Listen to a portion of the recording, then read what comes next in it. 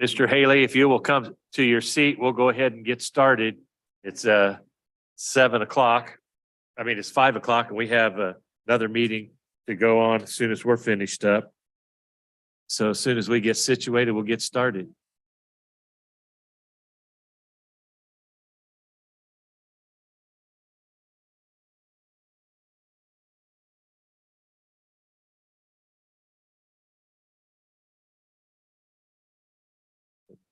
Thank you. Well, good evening, everyone. Welcome to the Economic Development Finance Standing Committee.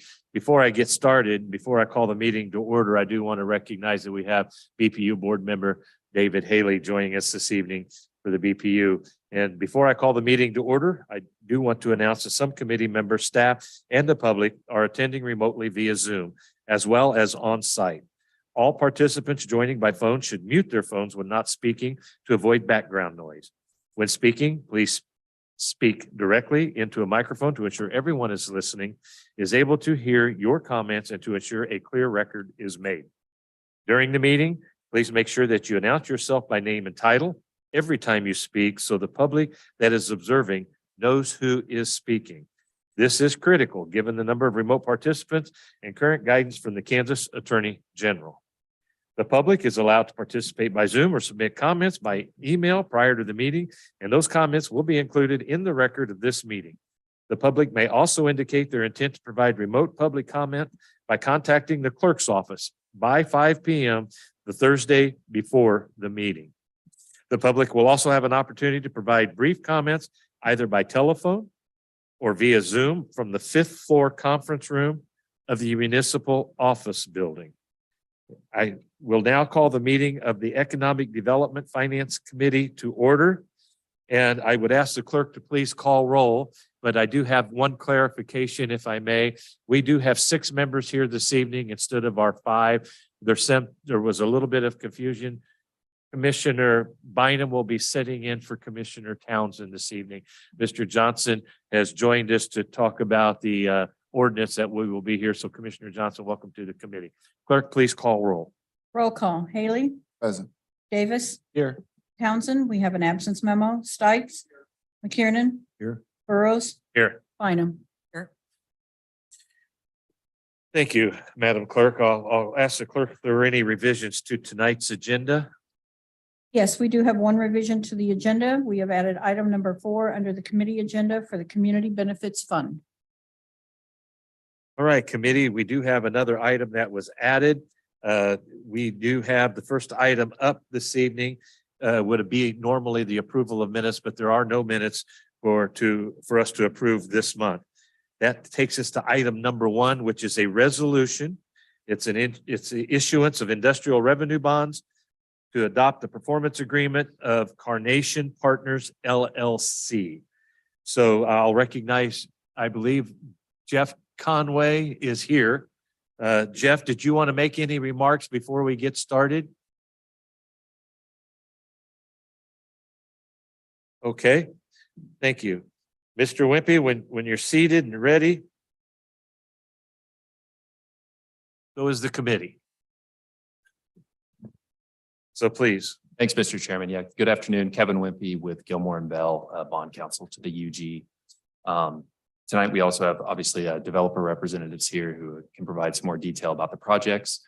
Before that, I'll give you the usual minute or 2 intro about the request and then turn it over to them for the exciting details they have about their proposal. But this item is in response to an application submitted by the applicant for the issuance of industrial revenue bonds to finance a approximately 57,000 square foot manufacturing facility at 4500 Dover. Like a lot of the applications you receive for IRBs, the request is for both sales tax exemption on construction materials and property tax abatement for a maximum term of 10 years at 55% abatement. And there is a pilot schedule included in your materials that's intended to represent that 55% abatement. This is a buy your own bond deal, meaning the developer here would purchase its own bond, meaning there's no UG liability for repayment of those bonds, and there's no credit exposure to the UG. So like you're used to seeing, it's simply a vehicle for granting the requested incentives. In the performance agreement that's approved under these items, There's the typical clawbacks and requirements, including LMW performance. Penalty for that would be doubling the annual escalator of the pilot payments from 2% to 4%. And there's also performance measures about commencing construction before July of next year and completing construction before the end of 2025. So with your approval tonight, this would be forwarded on to the November 30th commission meeting for public hearing and consideration of the resolution and performance agreement. And with that, I'll pause and field any questions you might have, or otherwise pitch it over to Mr. Peterson and his client. Okay. Are there any questions from the commission? Any comments, concerns? Okay, seeing none.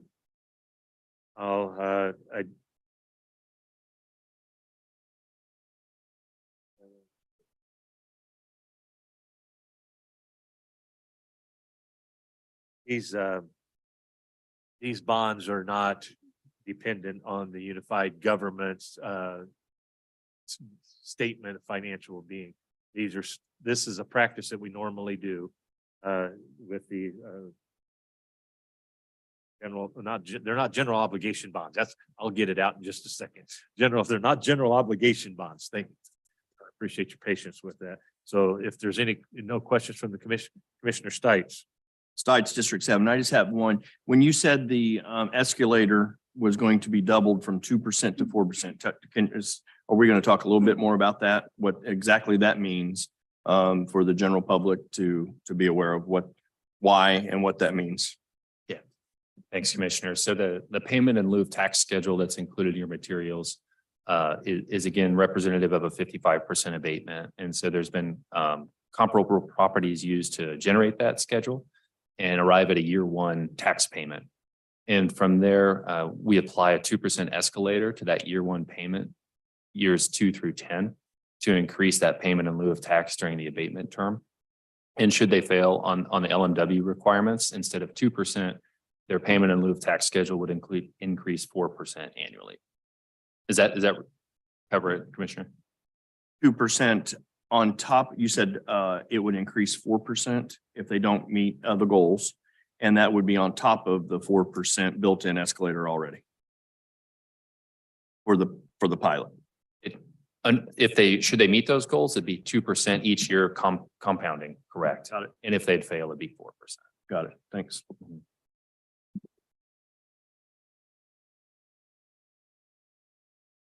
Yes. Mr. Haley. Thank you.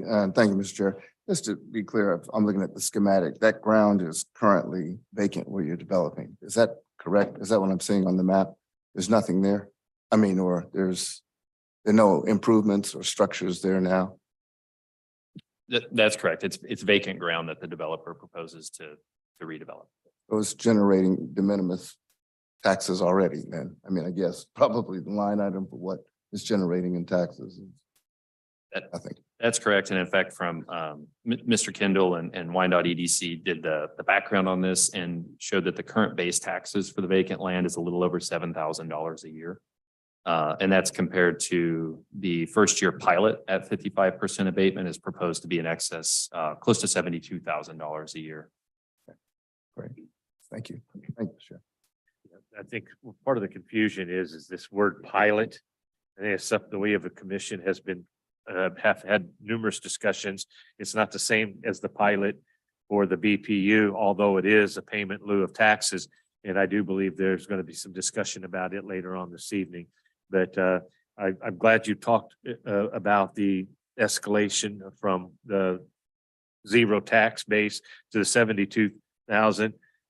I think some of the concern might be where we start, where that base starts and where it's ending in 10 years. And I know that'll be a discussion for another point, but I'm pleased to see that the commissioners are interested in that. Are there any other questions or comments from the commission, members of the committee? Seeing none, I'll ask the clerk if there are any comments received from the public. No comments were received. All right, is there anybody in the audience that would care to speak to this issue? You have 3 minutes and please make your comments and introduce yourself. Greg Kendall, President of the Wyandotte Economic Development Council. And KCK resident. Thank you.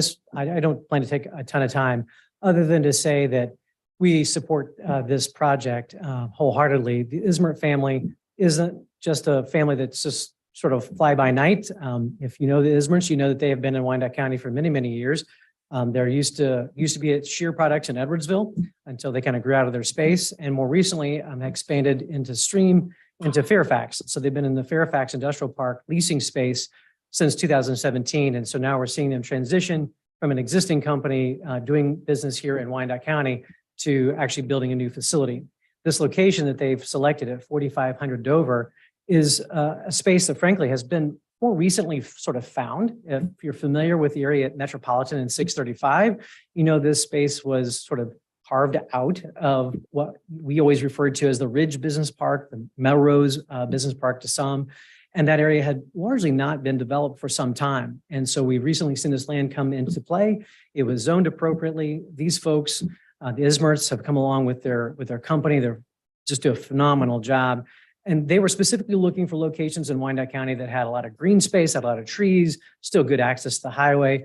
And so we were excited when we were able to help them identify this location, put this proposal in front of you.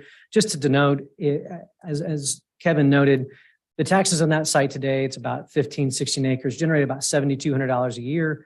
If you did that over 10 years, if nothing ever happened, we'd make about $72,000 in taxes over that 10 years as it stands today. And as you see from the pilot schedule, they're going to generate $786,000 over that same 10-year period under this proposal during abatement. And then, of course, when it burns off, they're there for hopefully the next 30 or 40 years. And that's what we're really after here. But this is an expansion project, a company that we're trying to retain and grow here in Wyandotte County. I think this is the kind of story that we're excited about, where they're hiring new employees. They pay well. And frankly, they're just good people. And so we encourage you all to support this. We appreciate them and what they're trying to do here in Wyandotte County, and hope for many more projects from the Ismert family. Thank you all. Kendall, is there anyone else who would care to speak to this item? Good afternoon. I'm Craig Gaffney.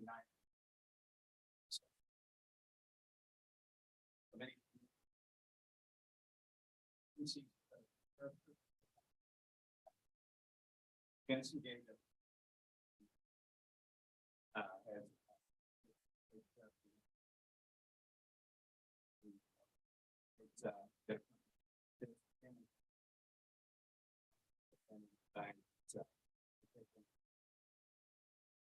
The community.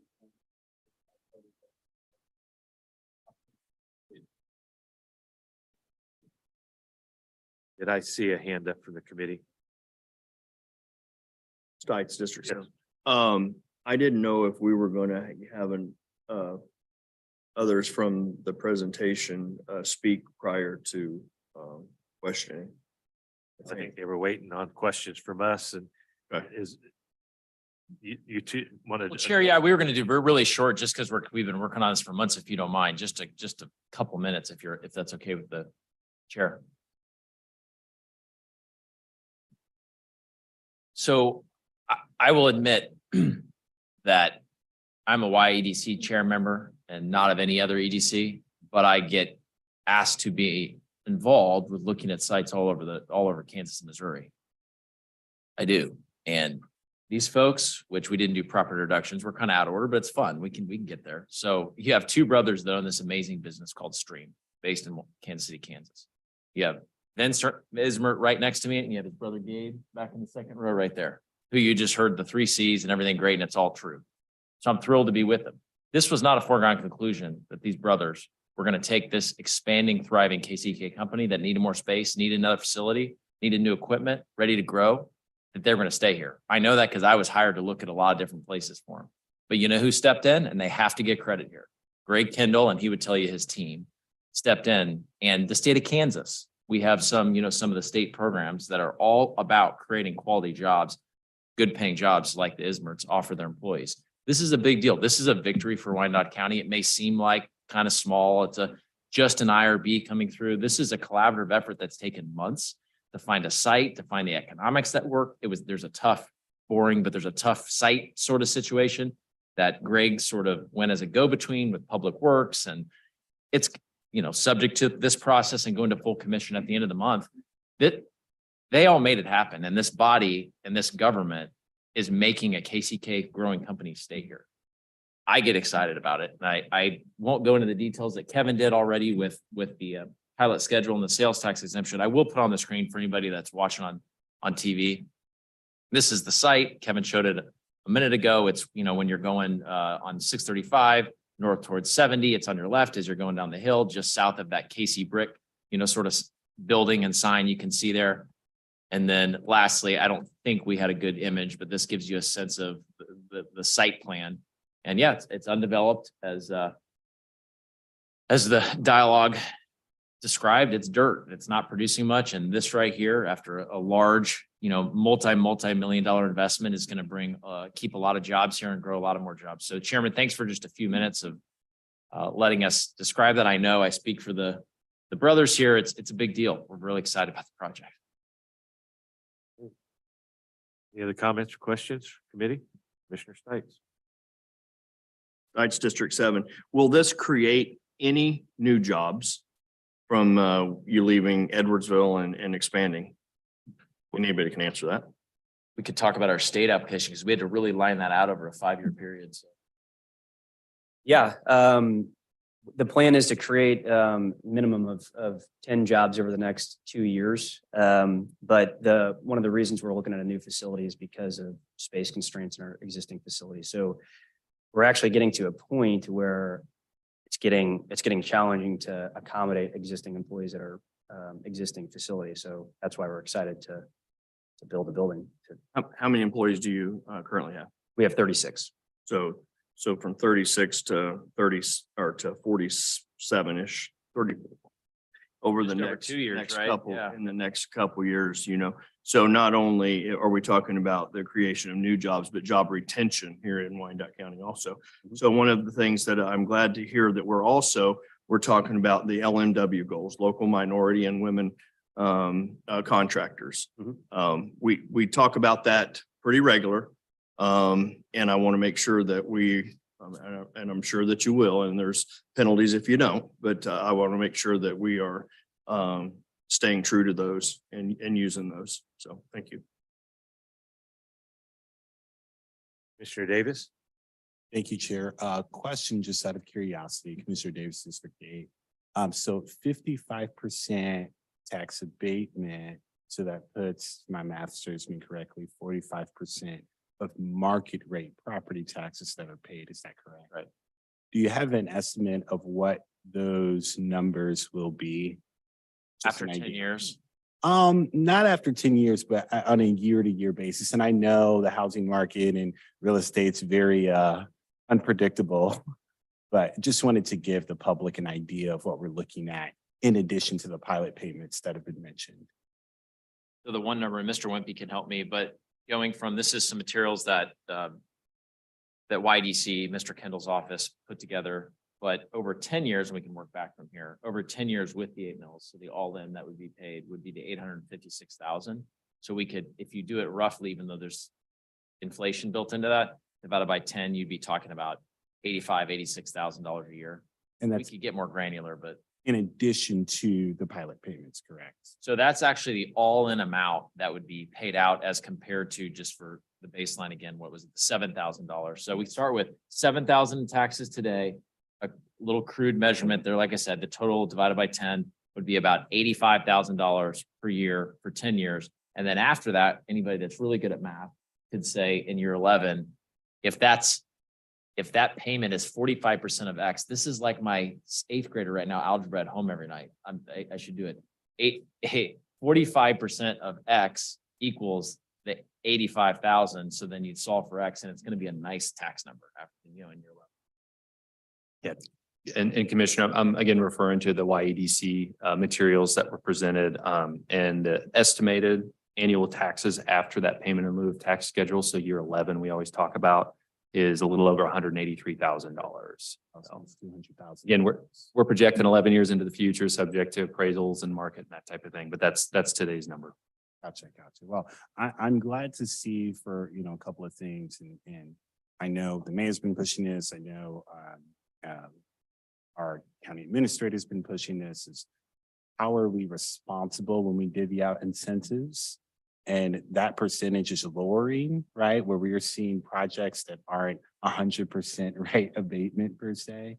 And even for those that are abated, we still are seeing these pilot payments that goes into the general fund.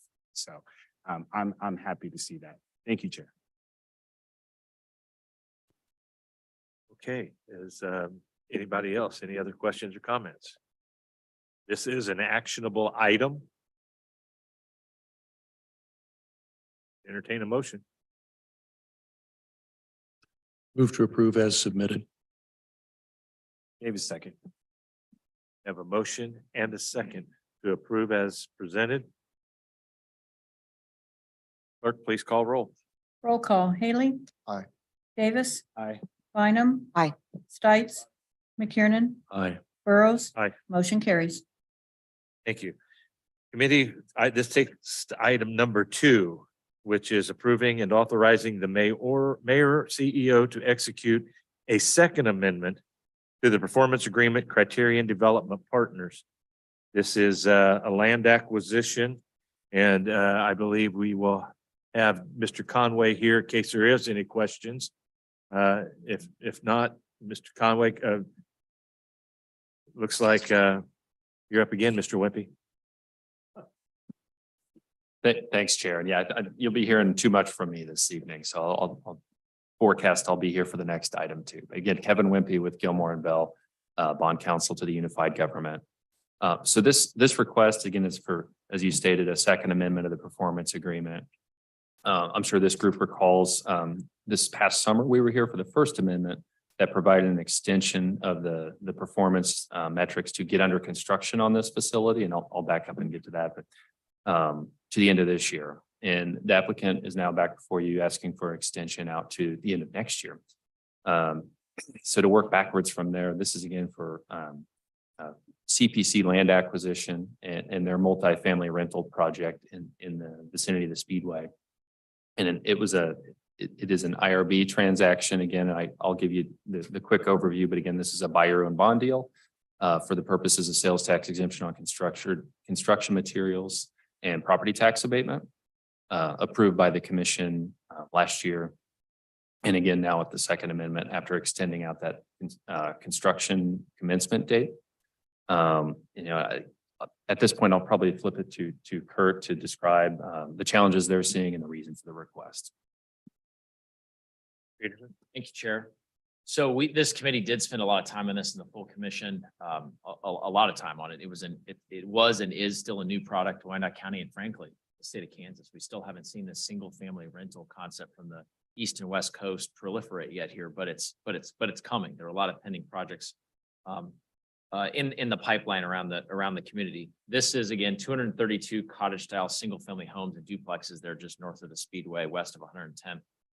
And I think what I want to emphasize, this isn't the first time or the last time in the current climate that you're going to see someone like Criterion telling you what's going on in the market because you already know it. By the way, I'd be remiss. This is important enough to Criterion that Kelsey Riddick, one of the project leads, flew in from Dallas just for this meeting and is sitting behind me. So I wanted you to recognize that this is really important to them. And so she's here with us, Kelsey. So speaking of important and kind of all in, so every once in a while you find a developer, hopefully I've never had to represent them, but you find a developer that's all talk and says, I promise I want to do this and shows you pretty pictures and doesn't do anything. I want to briefly tell you what's happened with this group Criterion. They have gone through the entire entitlement process, which is zoning, preliminary plan, final plan. A lot of guys stop right after preliminary plan. I don't know if this is going to work. All their final plan, but then I'm going to double down. Oh, sorry, the IRBs, which are absolutely critical, which is what we're here to talk about. But here's the big one. You all have seen when you do a project like, $70+ million project, you've seen the roll of construction drawings. They work on them usually for roughly 6 months, no joke, straight, and cost hundreds and hundreds and hundreds of thousands of dollars. And they're about that thick when you get to call 100% drawings. They went through all of that and have submitted that for permitting to the UG. Why? They're doing this project. Never would you spend that kind of money if you didn't think you're building this project, you're going to do this. Now, They had to get an extension from Mr. Allison, who many of you know, who owns his family owns this property, till the end of this coming year to close on that land. Like, wow, that's a long time. Well, the reality of the market right now, pretty severe. Our banking clients are, I don't want to be, I'm a big time optimist, but I'm gonna tell you, our banking clients are laying off agents and things like that. We're gonna have probably a pretty tough year. Construction loans for $70+ million projects for a product that's never been built in the Kansas City area are not happening. But the reason I went through that isn't to waste your time. It's because when we say, folks, we would really like your support to the full commission for up to a 1-year extension on our requirement to start construction, which means you got to have your construction loan.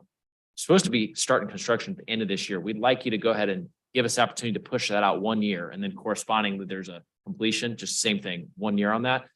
And I promise you that we're going to be, I'm just being real. And I promise you, these folks that have spent all this money and time that are committed, that we will start construction by the end of next year. I'm saying it right now. I'm not positive.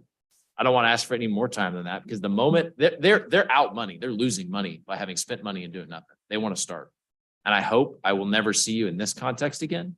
I could, and it'll be up to you in a year from now. But I hope we get this. I hope the market's not going to be as bad as people are prognosticating. And I hope we're under construction next year. But for now, Chairman, members of the committee, you have a committed group, very committed, that wants to do this project. We need a little more time. We'd ask for your help with that. And just to cap off, Chairman, Commissioners, again, in case it wasn't clear, this is just preserving the existing deal and providing more runway. No other substantive changes to the deal, but instead preserving the deal to provide the developer the extended amount of time to get underway. Great, thank you. Questions from committee? Seeing none. Mr. Peterson, there is a development kind of like this in Kansas out in Lawrence, just 7 Highway and Clinton Boulevard. And they're all brick, one and 2 and 3 bedroom homes that are they're not attached, they're individual. And then they go into duplexes, and then they go into 4 and 8 plexes that and the community is all brick, and it has its own clubhouse and its own pool. So there is one out in Lawrence that I went and visited. It's really a nice concept. It's you wouldn't know that it's all rental units. That's exactly what they are, all rental units. So, but I appreciate any other comments, committee. Seeing none, I would ask the clerk if there are any comments received from the public. No comments received. I'll recognize any member of the public who wish to address the committee. Okay, please, you have 3 minutes to make your comments. Please state your name and residence for the record.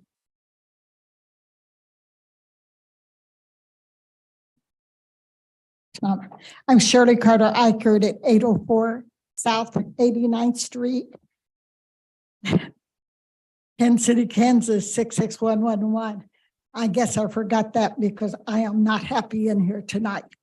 I have been here at many of these meetings, and these same people, I keep saying, how can you come to us and not have any blacks on your big company, and you have not hired any yet in your big company? You cannot tell me that you're so interested in Wyandotte County, and you see what happens in Wyandotte County to jobs all the time that Black people do not get. And you're going to sit here and talk about all this big money and make it sound good, but you have nobody working for you in color. I don't like it, and nobody cares that I don't like it, and that's okay. I'm satisfied with that. But we need to start looking at who we say, oh, it's okay to do this. I've been to that complex a couple of times in Lawrence because I have some relatives that live close to there, and it's wonderful. It is. But we may not even get this one finished in Wyandotte County. Look at all the stuff that's tore up out by the Legends from 91st Street going west. And we have a whole lot of stuff out there that's not finished. We need to look at the companies that come in here to offer us all this, just be a little more scrutinized. I would like that. And my commissioner is not here tonight. But thank you.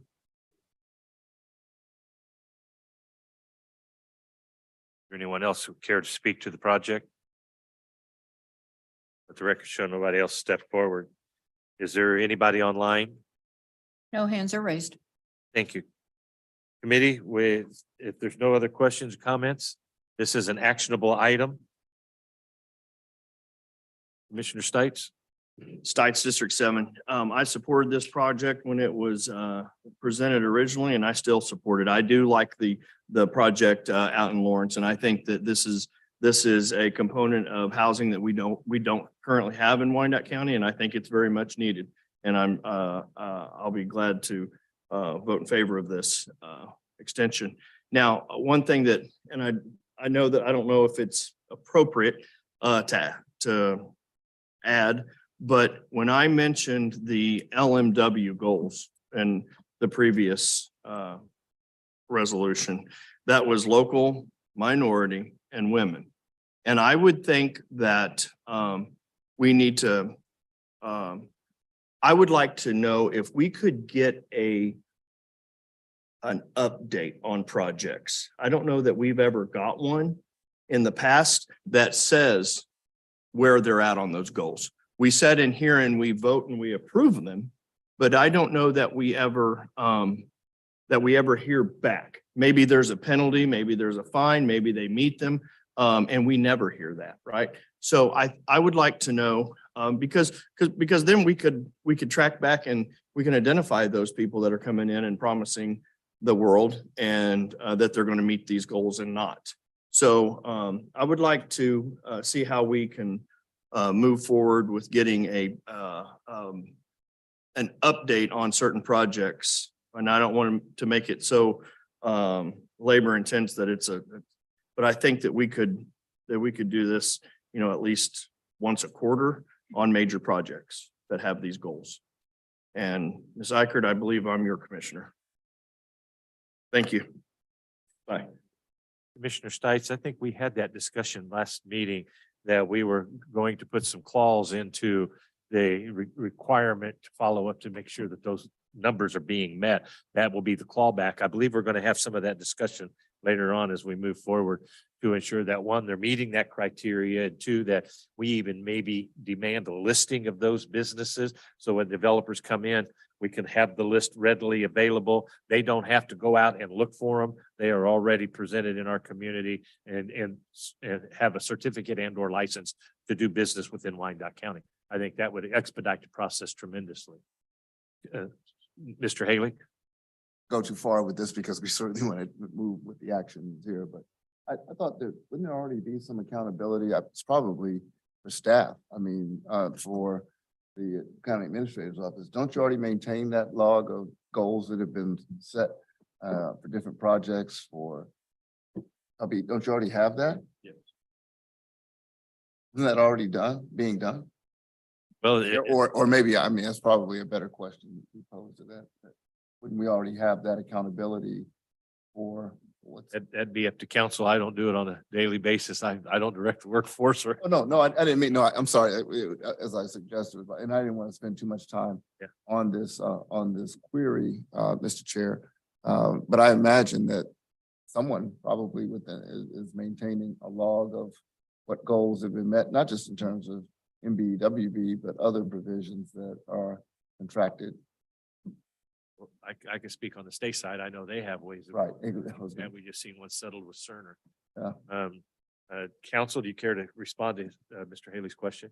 Yes, I think between both the purchasing department, contract compliance and finance, it is definitely kept up and maintained with. So if that's something that you would want brought back before the standing committee, just let me know and I can get with those departments and we can see if we can have maybe see if Debbie Johnson or somebody can bring a report back. Okay, thank you. Thank you, and thank you, Mr. Chair. Yeah. Davis, before you. Oh, sorry, go ahead. Sorry. Mr. Davis. Yeah, no, I would just say, so I've had this, I think we've all been having this conversation kind of for the past like 3 months now about getting this final report. It is my understanding, and staff, please correct me, that because our current local law pertaining to mandating minority in business, minority women in locally owned enterprises for incentives, since that has expired, We're currently in the process of doing a study to see if the percentages are correct. Because right now, if I'm not mistaken, it's 12% local, 6% minority, and 4% women. Those numbers, I would hope, would go up given the increase of diversity of businesses in the metro area. So yes, I do believe we need a report on performance, right? After you have signed the development agreement, have you done what you've said that you were going to do? But for future developments, we do need to have that study done before we can do more. Thank you. Any other questions? Commissioner Stites. Did you say something? Yeah, so I totally agree on that. And I still would like to see a report. And I agree with Commissioner Davis that that is, I would like to see those numbers actually increase, right? That we support our local, we support the minority, and we support women-owned businesses more than, and the list that a developer could come in and sit down and look at and go, these meet that criteria. That should be readily available, that they have it in their hand when they sign up to get their permit. I think that way they know who they can start calling on to meet those goals. So thank you very much. Great. Thank you. As I stated, this is an actionable item. Tonight's motion to approve as submitted. Maybe second. Thank you. We do have a motion and a second. Clerk, please call roll. Roll call, Haley. Aye. Davis. Aye. Bynum. Aye. Stites. McKiernan. Aye. Burrows. Aye. Motion carries. Thank you, committee. Robust discussion. The item number 3. This is another actionable item. This is authorizing the adoption of an ordinance removing property from Project Area A in the Kansas Speedway Redevelopment District. And I believe we will have Mr. Warren making a presentation. I do hope you brought slides because it's very difficult to see that what has been presented in the book. Okay, great. Just as long as I can discern what it is we're trying to see versus that is a little bit difficult to read from here. And I'm old, so all the eyes aren't what they used to be. No, I'm old. Okay. All right, who wants to make the presentation? I do have Mr. Conway down again for comments, but are we going to turn this over to Mr. Wimpy again? Okay. On council, whenever you're ready.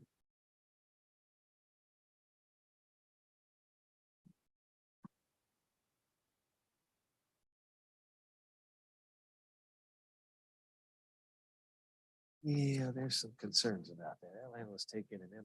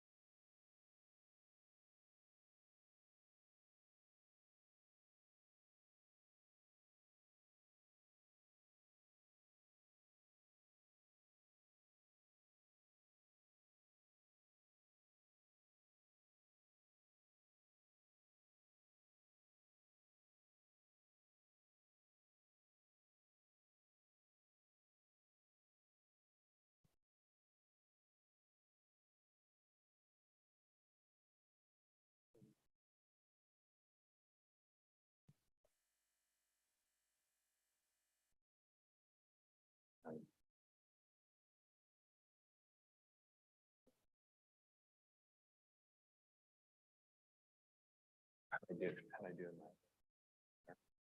All right.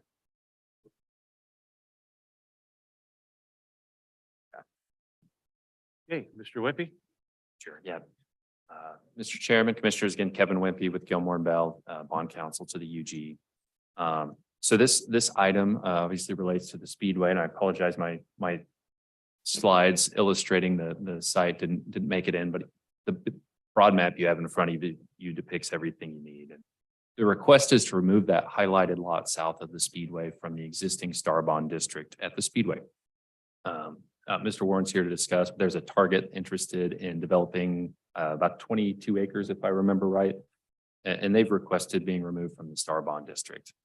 Procedurally, this might look familiar because we ran this play about 3 years ago for the Urban Outfitters site to remove them from the Star Bond District to provide them their standalone incentives separate from the Star Bonds. If you'll spare me about 1 minute to give the history lesson, that won't be a surprise to any of you, but in 1999, you'll recall there were 2 series of Star Bonds issued to support initial construction of the Speedway. And I'll broadly refer to them as that there was a taxable series of bonds, meaning they were federally taxable. The interest income was.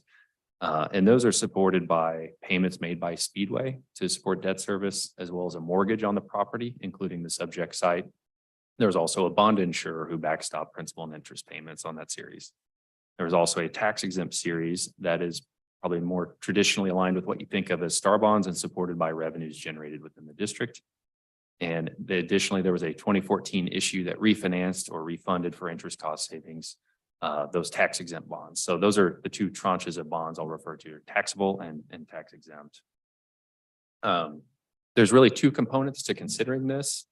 And one is, under state law, do you have the power to remove this property from the district? And in fact, you do. And also any effects on outstanding bondholders. Those 99 and 2014 bondholders have several more years before they expire or mature in 2027. So on top of that state law and bondholder aspects, there's also the mortgage I mentioned that secures repayment of the taxable series of bonds.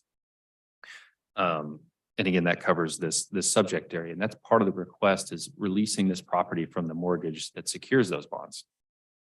Going back to the 2 series of bonds I mentioned, the taxable bonds have a bond insurer who speaks on behalf of bondholders pursuant to those bond documents. And we understand conversations are long underway, and the bond insurer is considering and will in fact agree to release this site from the mortgage that secures those taxable bonds. And that's one approval that we need. And to be clear, any approval by the UG would be contingent on the bond insurer providing that release. And so that's again an aspect to this. And then second consideration of those tax exempt bonds that are secured by revenues produced within the district. The site that's being requested to be removed is of course vacant ground, doesn't produce any revenues currently. And so the difference to the UG would be if it remains in the Star Bond District, any activity on the site would be collected to repay those tax exempt Star Bonds versus if it was released, the activity on the site would sales taxes would be collected in the ordinary course and go to the UG's general fund. So to sort of summarize the interested parties here, and Could we turn up the volume just a little bit? It is very difficult to hear over here. oh, sure. Is this better, Commissioner? We have a vent right here that runs all the time. Yeah, thanks for speaking up. And so I'll sort of summarize the interested parties and sort of the aspects of the request here. But again, Speedway as property owner is requesting to be released because along with the Star Bonds come the duty to report and provide those reports to the state and bond trustee that sort of encumbers the site if it would remain in the Star Bond District. I mentioned there's a bond insurer who speaks on behalf of the taxable series of bonds that are outstanding. And they, my understanding is have agreed to release the property from the mortgage and from there to project their position. They believe they're over securitized because those private payments made by Speedway make bondholders whole and pay the principal and interest. Part of the going to the tax exempt series of bonds that I said are secured by activities within the district.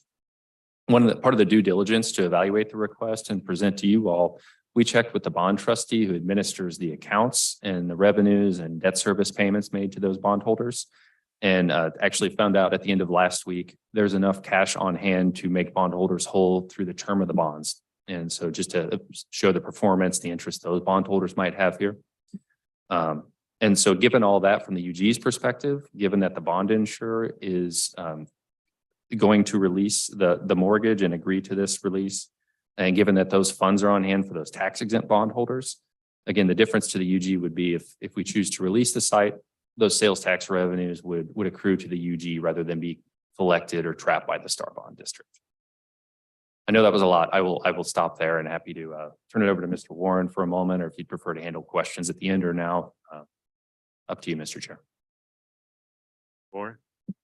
I don't really have a formal presentation. You've got a map that I prepared. I apologize that we don't have it as an overhead. But we're looking to sell, it's 22.5 or 23 acres that's due east of our offices, adjacent to I-70. And that's what this request is pertaining to. Questions, committee? Warren, was this property, any of the property was taken in eminent domain? That was before my time, but I don't believe so. I can tell you my sister's property wasn't taken by eminent domain, but was bought by my predecessor, Jeff Berger. She was in one of the subdivisions the only subdivision that sat on the property.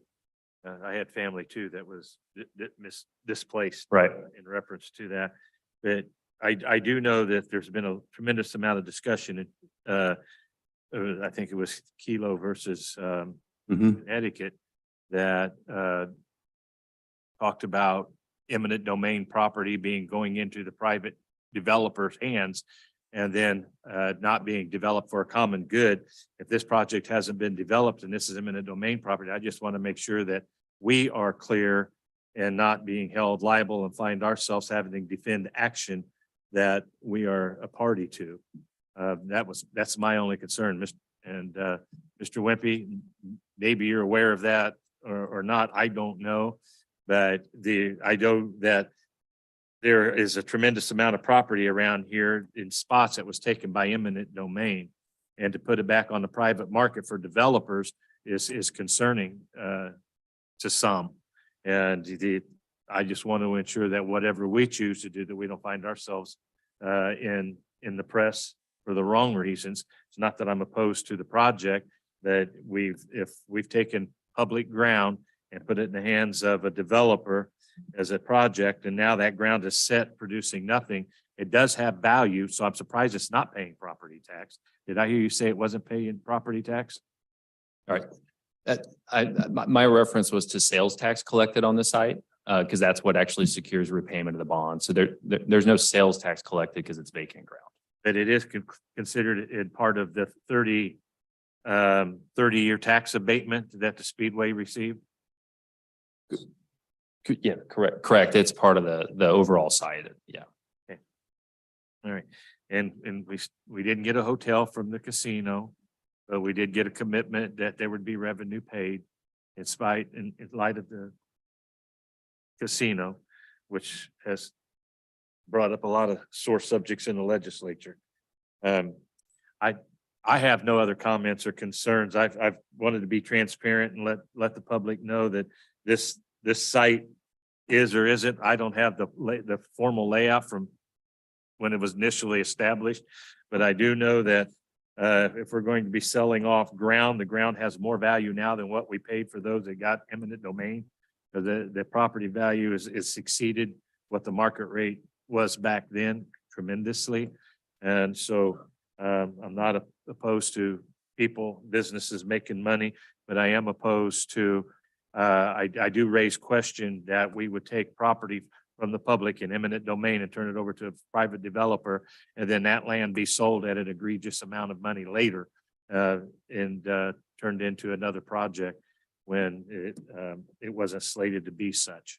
Because I have a tendency to believe that this isn't the only project we're going to see, having seen Urban Outfitters, and now we see some more parcels being pulled off of the ground. So that's just my comments, Mr. Warren. I just wanted to be transparent with you in reference to that, having been the person that carried the Star Bonds legislation for the Kansas Motor Speedway. I'm very familiar with this, and I just want to ensure that our community is not in any way, shape, or form held liable or part to a party that if something should come forward in question to this property. So, okay, I've got four hands, so excuse me. Mr. Stites before Mr. Haley. Oh, Mr. Haley. Okay, thank you.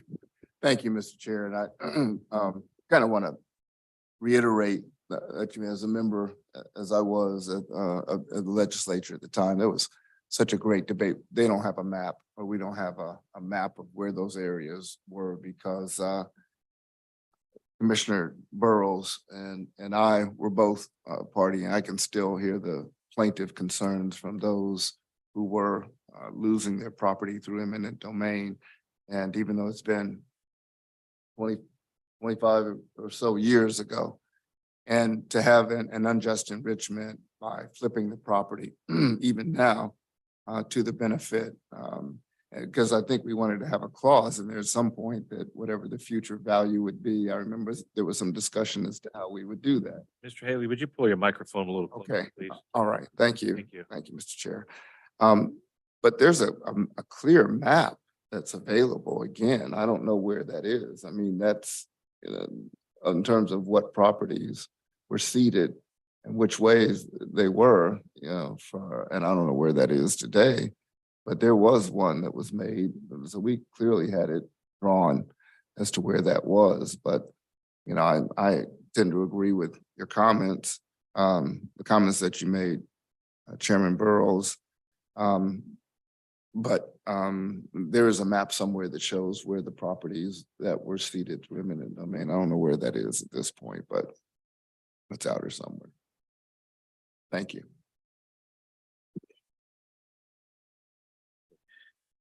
Commissioner Davis, did you have a comment? Okay, apologize.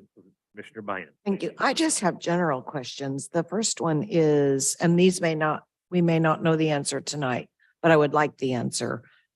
My recall is that the Speedway began racing in about the year 2000.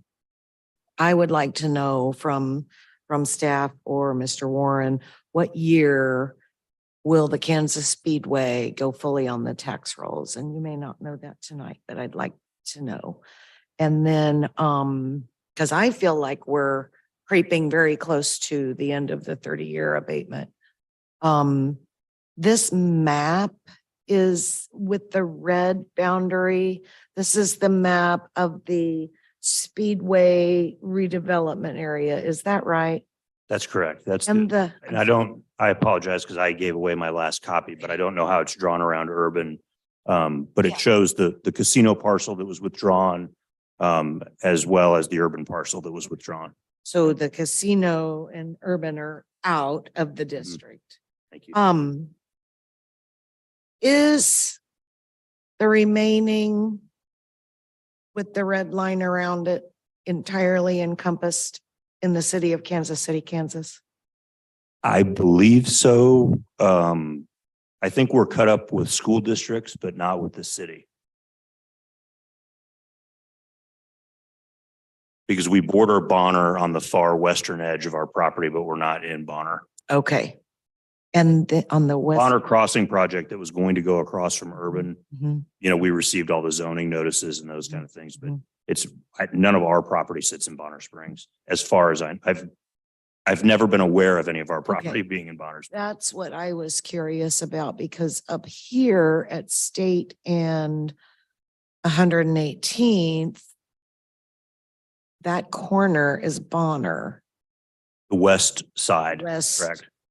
southwest corner is Bonner Springs, but Mm-hmm. as we come down that road south and it starts to curve back to the east, this red line highlight, apparently the Bonner Springs KCK boundary is somewhere between the red line and 118th and State, which just made me curious. Yeah, I think it's to the west of our property line. There's that small group of homes just to the west of our property. And I don't know if those are in Bonner, but I think that anything on the other side of the street would be. Okay, thank you very much. I would like to know whenever we can find that answer of when will the Speedway roll on to the tax rolls. I can answer that for you. I can send an email to you all. Thank you very much. If I remember correctly, it's 2030. So, but I don't know. We'll want to get that verified, just to be sure. The, any other questions or comments? So do we have an idea what the project is? I mean, are you under a letter of? We're under a non-disclosure agreement right now, so I can't say what it is. Okay. But yes, we do know, and I would say that it's going to be a very exciting project that I would be stunned if people are not very excited about.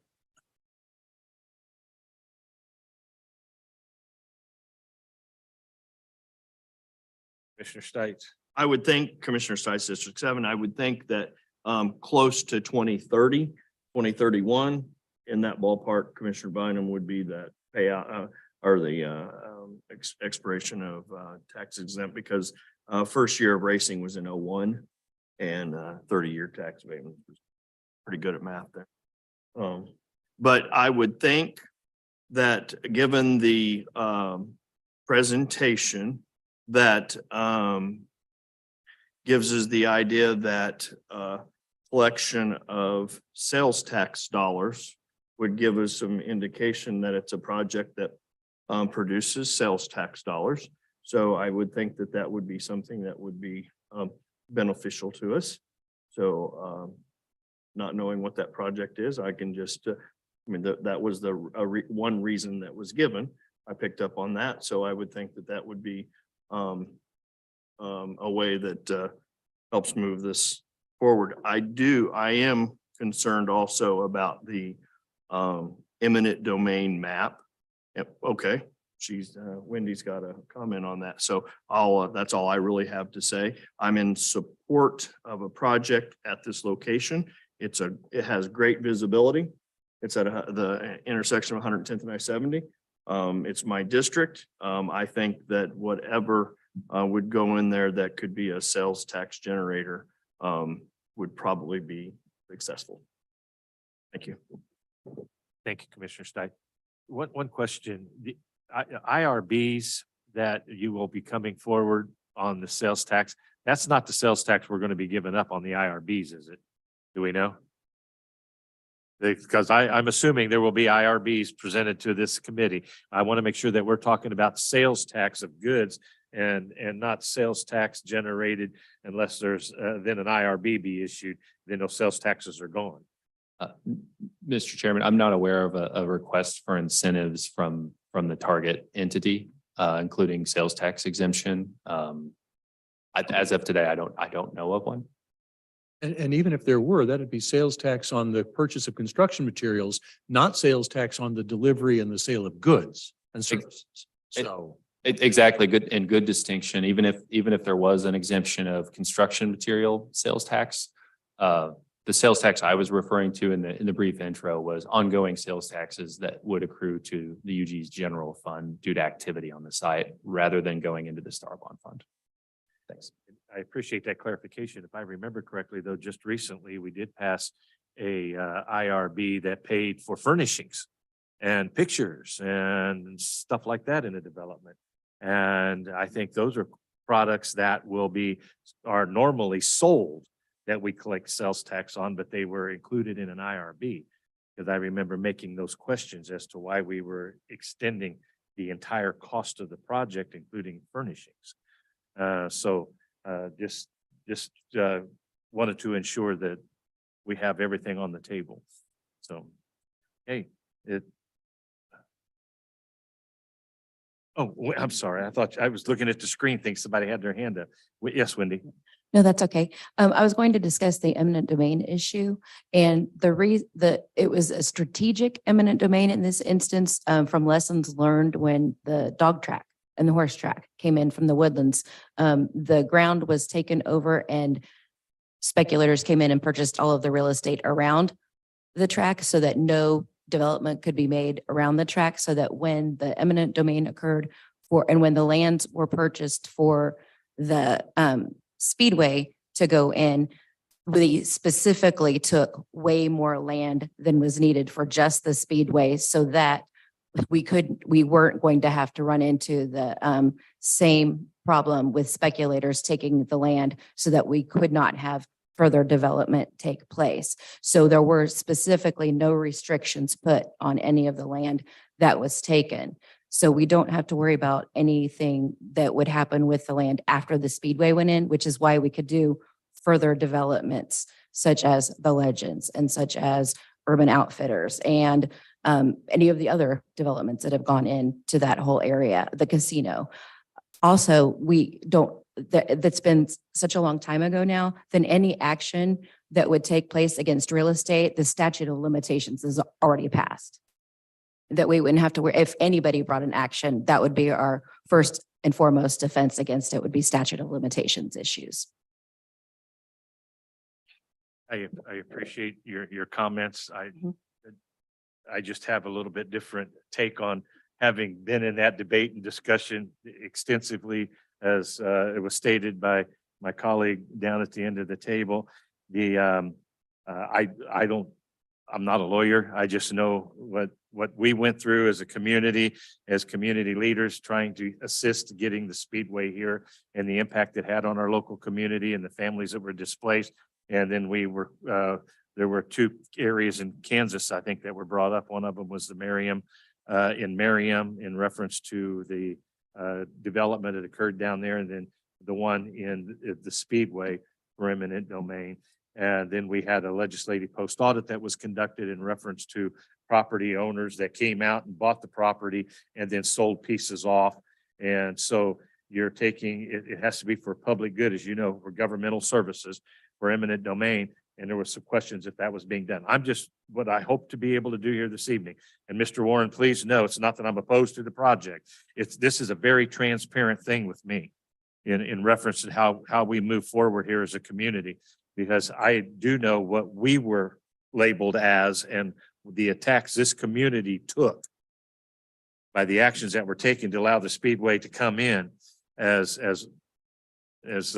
leaders of this community, and what we had to put up with in comments and concern. And I think it was Kilo versus Connecticut. I think that was the main one. And then we were the second one mentioned through the Supreme Court actions. So.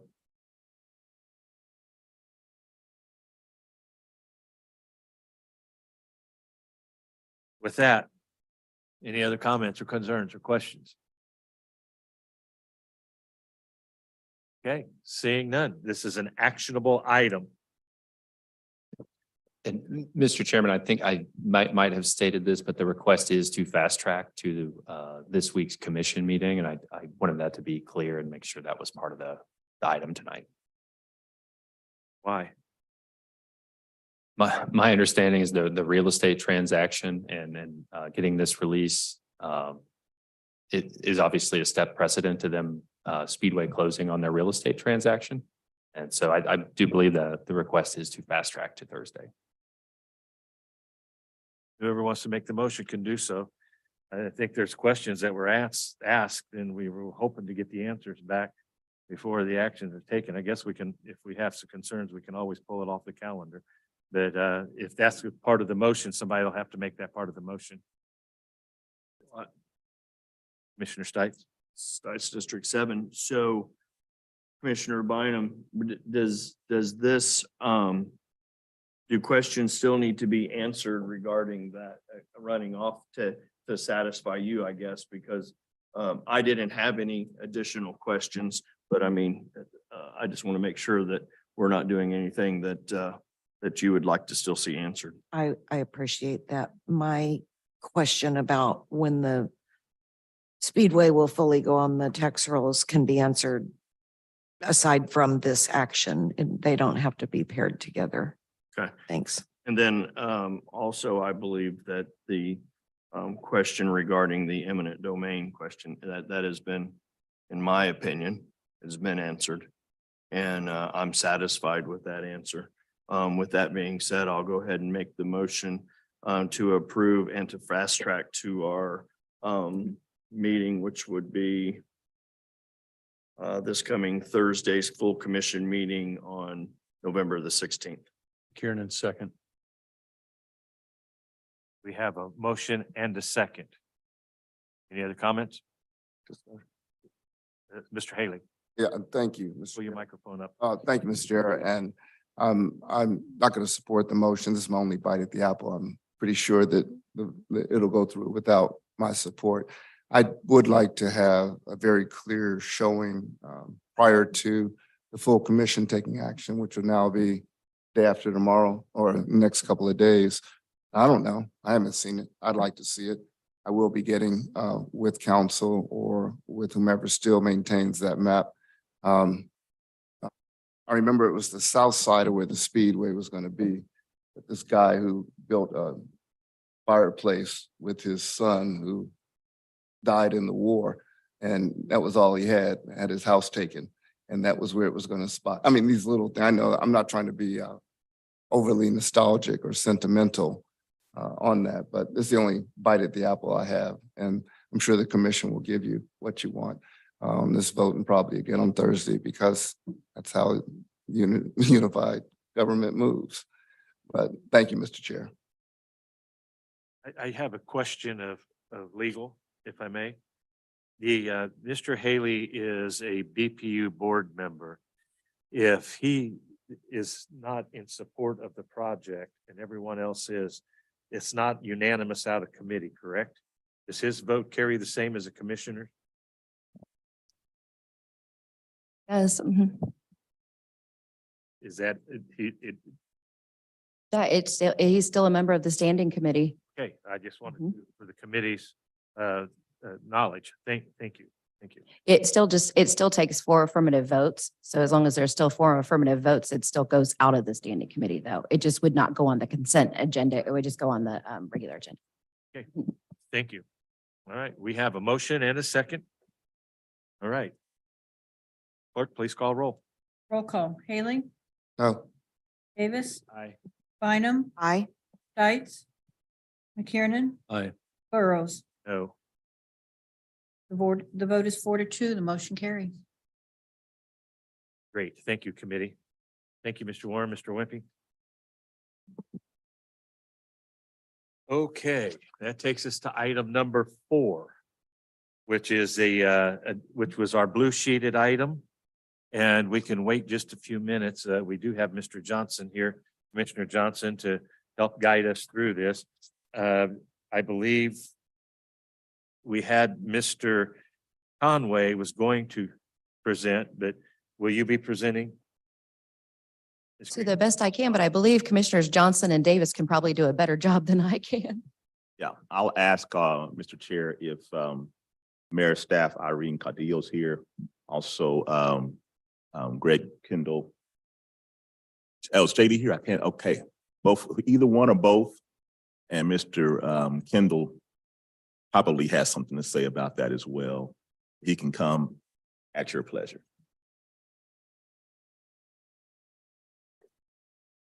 Just so we have somebody to present the material. I'm going to present. Ask questions to. I'm going to present, and then I'm going to hand it off to Commissioner Davis. But all these persons have played an integral part in what you see tonight. And For so the I just, public's information, this is an ordinance and resolution creating a new community benefits fund from monies received as fees paid by developers who are receiving economic development incentives. So. are we ready? Yes, I'm just waiting on somebody to start the press. Well, we're getting ready to start. Thank you to the ED&F committee for hearing this. This piece of legislation comes from the Business and Economic Development Task Force that the mayor had established. We first heard of these types of pieces of legislation in Detroit. The mayor and I had attended a conference there, and they used it as a tool, or it was at least a tool that was presented that helped to revitalize the urban core, particularly the downtown portion of Detroit, Michigan. Simultaneously, Commissioner Davis had been working on his own as well to talk about this kind of legislation as well. So when we found out about that, we decided to blend forces so that we could work more efficiently. Since that time, the mayor's staff, county administrator has looked at this, our legal team, and through the Business and Economic Development Task Force, the community has weighed in on as well. We know, and I will just kind of admit this, we know this may not be the perfect piece of legislation, but it is the very best considering all the various forces that were at the table that we could bring to this. And so our hope is that this particular legislation will leverage larger development projects in Wyandotte County to provide some economic benefit to areas of towns in which have been historically disenfranchised and disinvested. And so we've been keeping in contact with the mayor. The mayor has made some final changes here tonight, but we think that this, as far as I know, may be the first task force to bring forth some type of legislation that was required or asked of us at that time. And so only because my days on the commission are limited, our goal is to, if approved tonight, would be to fast track this to Thursday's full commission meeting. So with that, I'm going to turn it over to Commissioner Davis to kind of walk us through the mechanics of it. Commissioner. Thank you, Commissioner Johnson. Colleagues, thank you all so much for this time. I know we still have quite a bit before us. Before I get started with kind of summarizing what you have, I understand there was a blue sheeted item that has an ordinance, and then there was one without the blue sheet. The one without the blue sheet is the most updated version. The one with the blue sheet is not the most updated version. You can go ahead and ignore that, okay? And the reason being is because, again, as Commissioner Johnson has stated, the mayor wanted to add some last minute items on just the process, right, of how we go ahead and get this done. So I'm going to give just a little bit of history and then kind of talk about what we have before us. So we have heard for a very, very long time, and quite frankly, the conversation prior to this hinted at this. We have been very, very successful as a community in attracting economic development projects predominantly on the west side of town. That is great. We're the tourism capital of the state. We have accomplished that. However, one of the things that I think we all have realized is that that pie of private investment is not distributed throughout our community. We have certain districts and certain areas of our community that haven't really seen any new economic development projects in their neighborhood or in their area for a very long time, or it's few and far in between when they have those opportunities. What this language does is it basically offers an opportunity for revenue that is generated by new economic development projects to be set in a fund. That fund will then kind of add up as we are continuing to get economic development projects. That fund comes from an issuance fees of economic development. And I'm sure at some point I'll hand it over to Mr. Kendall. But one of the things that we have found out in researching this was that when developers come and when they get an IRB or when they get a star bond or what have you, they're paying what's called issuance fees, right? And it's usually a percentage of some sort of that incentive ask. And so if the project is $70 million, you're paying, right, a percentage. It comes out close to about 1%. And so what we have done is we've said, instead of throwing all of that future money in the general fund, put half of it, just half of it, in the community benefit fund. That community benefit fund will then be collected and a new board will be created. That board will be appointees of ours, 10 commissioners and the mayor. That board's responsibility is to make a recommendation to us on where that funding will go. If you will see in section, so if we go to C and then CD, you'll see a list of categories that we have given as suggestions by which this fund can be used for. Contributions made pursuant to an already existent development project, right? If we see a project that needs some more help, particularly in areas that are in need, that funding can go there. Neighborhood traffic calming projects. We've heard a lot about this where neighbors have said, I'm concerned about what said project will do to that said area. I would like, something there. The senior minor home repair program. This program is ran by our staff, and so it could be an additional allocation. I'm not going to read through the rest of them, but childcare is in here, workforce, climate resiliency, and then it was a very important, and I agree, seniors over the age of 70 that are delinquent on their residential property taxes as well. This list is not a you have to. These are merely recommendations. The board will just say to the community, here's the charge that we've been given by the commission. We want to hear back from you. Where should we focus on, right? Where should the focus be? From there, these recommendations go to the Economic Development and Finance Standing Committee. We will hear them, and then it will follow the rest of the process for full approval or amendment for full commission. And so I understand that's quite a bit of information. We try not to make this language too much and too aggressive, but I do think this will truly be a step forward. The last thing I'll offer is we have also said that this board is responsible for providing a report on how the ordinance is doing. And so that report will come out every 2 years. And so the hope is that we continue to learn, evolve, and change, and we're able to provide some economic development opportunities. With that, if Mr. Kendall or Ms. Cadillo, or Mr. Rios, if you all want to add anything else, please go for it. But Chairman, that's just about the gist of what we have before us. Thank you.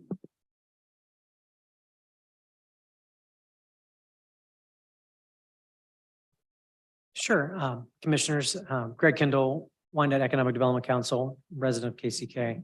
I don't normally get to sit on this side, so I'm still trying to get over the fact that I don't normally get to sit at the big people's table. I'm usually back there, so I'm a little out of my comfort zone. I know. I'm sorry. So when I was asked to participate in this as part of the EcoDevo task force, there were some opportunities and then also some constraints that we saw. Some of the concerns that we had initially was that, one, we didn't want to impact the economic development process because, as you all just saw, there are non-disclosures involved with a number of these projects. So you often have to go a little bit on faith that you know that these projects are coming forward and will be disclosed. But if they don't move forward, then we know the projects will die. And in order for this process to work well, we also couldn't then have the community benefits fund, that task force, looking at projects before you all did, because frankly, they don't become public until you all start to interact with them. And so that was one of the process pieces that we had to work through quite extensively. And there are several folks here tonight, Aaron Stroka and others, who had a lot of input in that and probably would say they're not particularly 100% behind what we're presenting to you. And that's okay. That's understandable because we had a lot of robust conversations.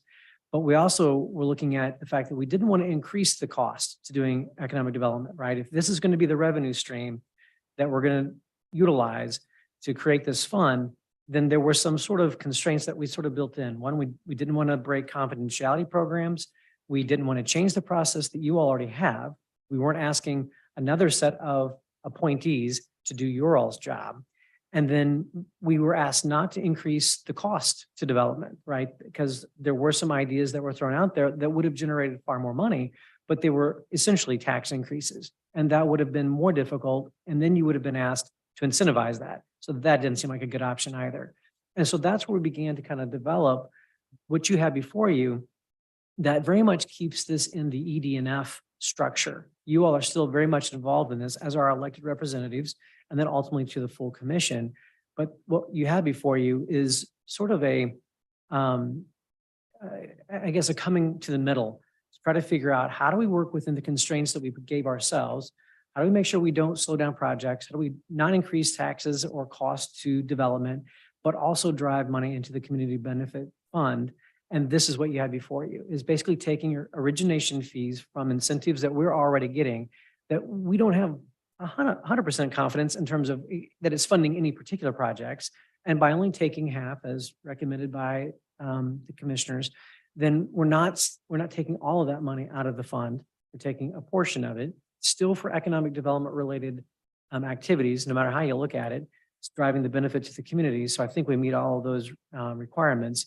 And it's a program that continues to be funded because we're continuing to do projects, and we're fortunate in that respect that the pipeline is full, and we believe that the projects that you all will see will continue to drive more and more revenue into this fund.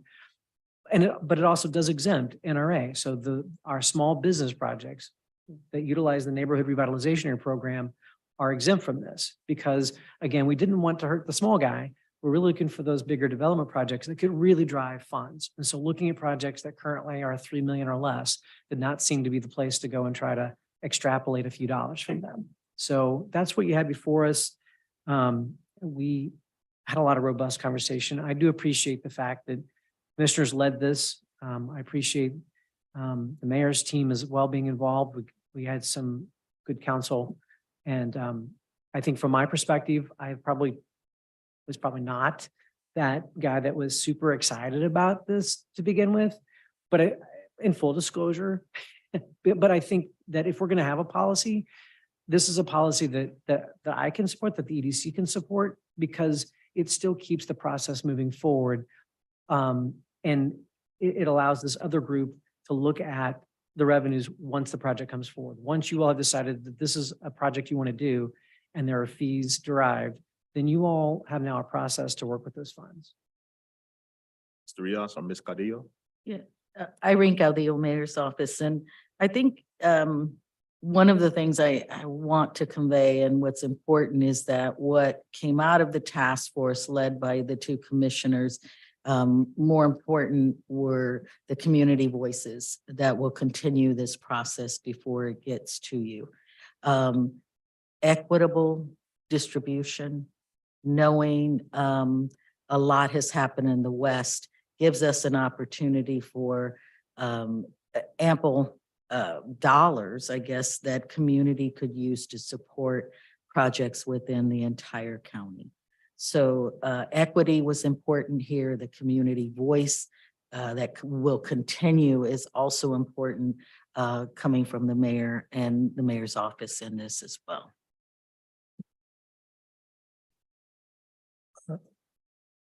J.D. Rios, Mayor's Office. One thing that I would like to emphasize is that there were a series of meetings, and in these meetings it involved community, commission, mayor's office. And we produced something. If nothing else, we should celebrate that. That we were able, this is actually the 8th draft of this. So this was not anything that we just, okay, here this is. And no, we went through it. We discussed it. There was research that went into this that I would expect the commission or a group that presents to you to go through to understand ramifications of this. And after all things considered, what I feel is important is actually that last provision, policy review, that it is actually incorporated in the ordinance. So we don't, past practice has been, we've kind of assumed. You, in an earlier discussion today, you were saying, well, what's happened? What you're going to know with this piece of legislation, what has been happening, and can make adjustments if needed.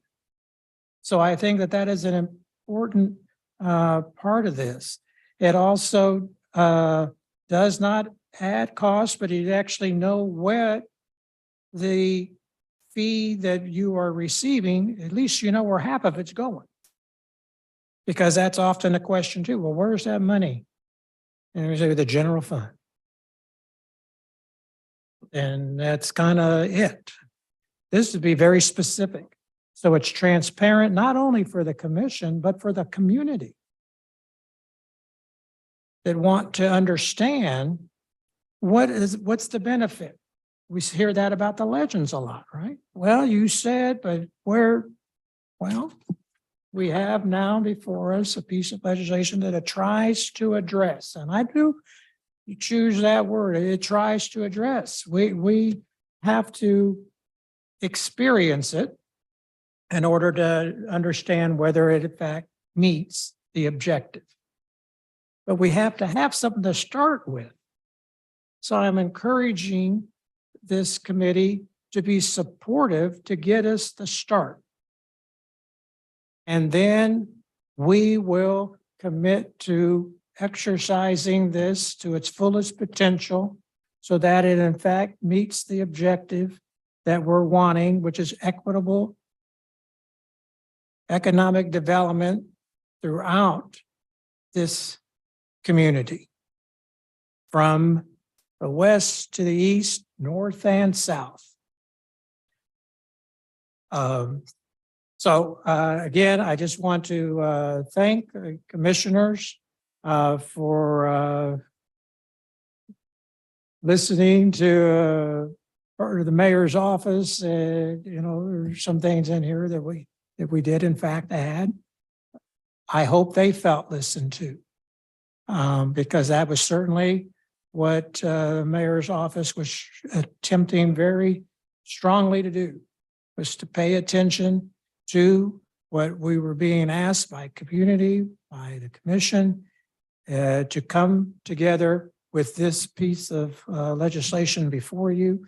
And I believe that it is a good work that is being provided to you. I did provide a couple of handouts to you. Those were just additional information. You're wondering, if you were wondering, when we talk about the fund, where those percentages are, what give you an idea of the dollars that we might be talking about.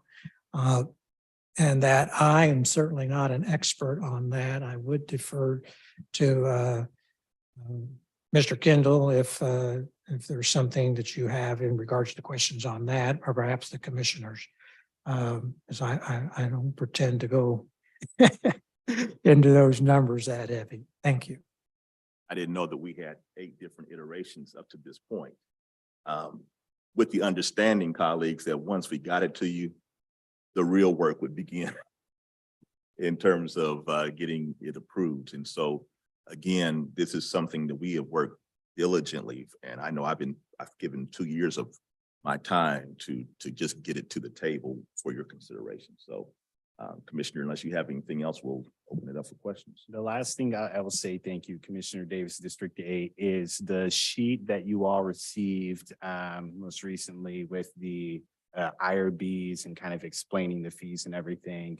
The examples below are just that, they are examples of issuance fees. So you'll see some of them have 2023, some have 2018, some of those 2022. So we just wanted to give you an idea of what we're talking about for this particular ordinance. Thank you, Chair.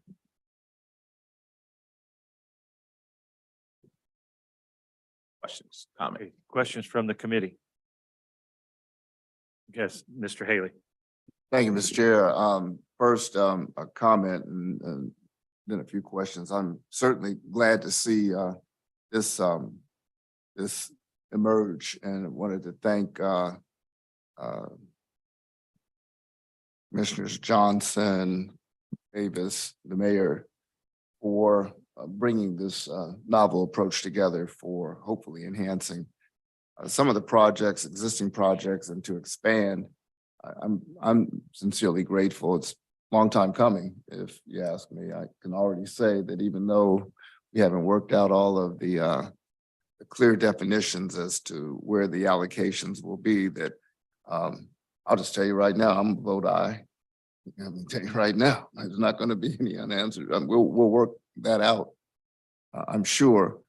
I guess my only question that I do have after that comment, browsing support and appreciation, would to say the different iteration that Commissioner Davis referenced between the one that was blue sheeted and this was what did I miss what the distinction, or is there any negligible or distinction between the two? Anything to be pointed out?